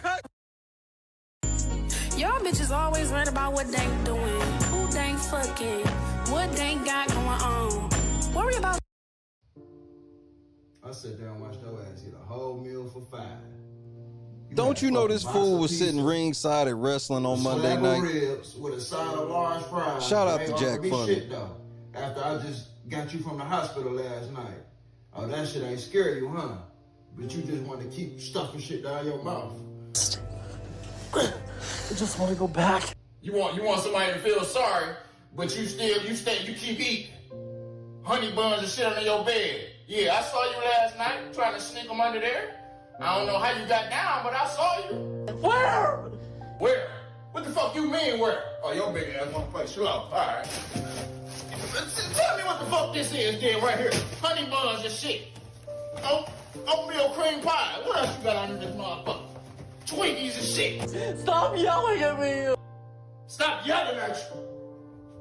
Your kids in there, we in this bitch hungry. They ain't eating shit. And you say, all right, no extra shit up, man. I ain't feeding your big ass no more, dog. Hey, baby. Me and the kids about to go to Burger King. You want something? Y'all see it. Yeah. That's what it is. Best hands in the world. Y'all be playing with me. Come taste it yourself. See all that butter? Deliciousness. Y'all want to know the secret so bad about the cookbook. A little bit more. A little bit more.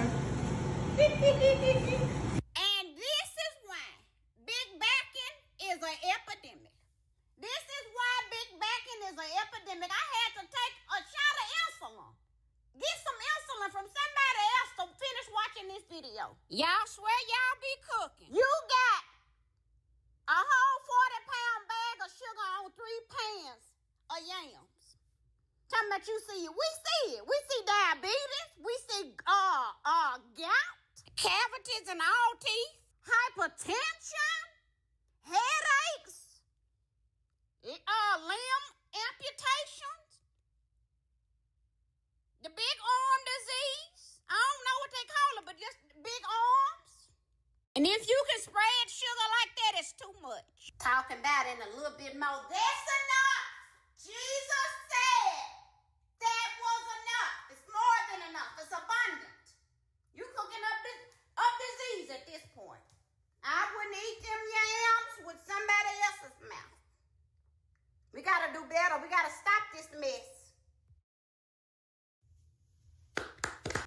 Say his name and he. I was gonna joke Joe Hendry. I'll save it. God is great, man. I'll see y'all tomorrow, bro. Rest easy. Yo, what's going on, boys? How are you? Yo, dap me up. Hey, all right, damn. What part of the city are you from? Yo, What's up? there, brother. Hey, Yeah. What's up? Yeah. You guys ready for this? Take this. Oh, all right, sick. Why don't you guys come inside? Don't ski. These are the guys. I'm Octavius Gray. And I'm Steve. Steve LeVois. It's okay, I have vape in here, right?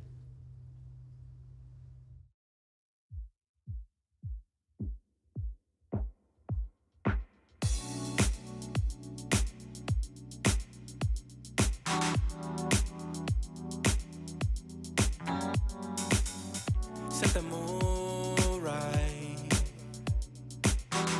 Pick you up, baby, I'm looking so fly. Sunset rooftop, yeah, that's nice, right? Hop in the G-Class, I know you need that. Heart racing fast like the speed of light. Is this attraction, or is it the moonlight? You want satisfaction, but only for one night.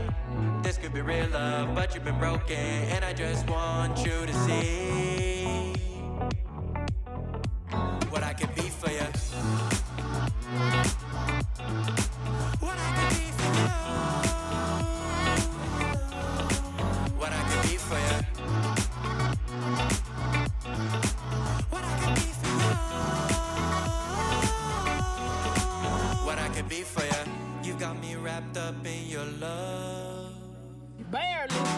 Finding you is like a treasure. Making my heart feel this way, yeah, yeah. And I'll treat you so damn special. What you did, who you were with, I don't care about those days. When I'm with you, I won't complain. Share your success and heartbreaks. Yeah, you know I stay by your side. Never leave you dissatisfied. But I need you to let me know. Is this attraction? Or is it the moonlight? You want satisfaction, but only for one night. This could be real love, but you've been broken. And I just want you to see what I can be for you. What I can be for you. What I can be for you. What I can be for you. What I can be for you. Baby girl, it's just one night. Yeah, baby girl, it's just one night. Oh, yeah, it's just one night. Yeah, baby girl, it's just one night. Oh man, it feels amazing. It's almost 3:30. What do I want to watch?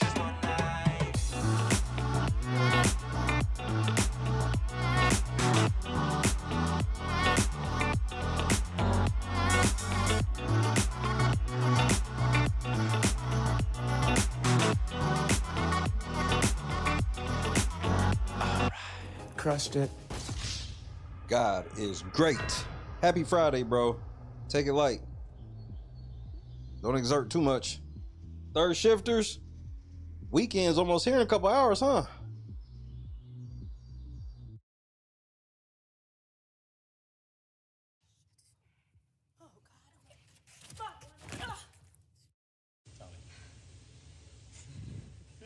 Guys, I gotta go.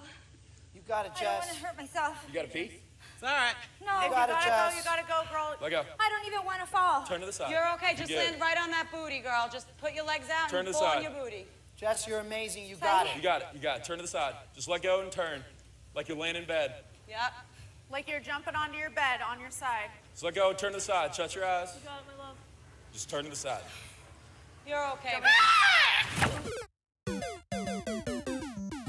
Have fun. I've never even heard of him. I'm petty.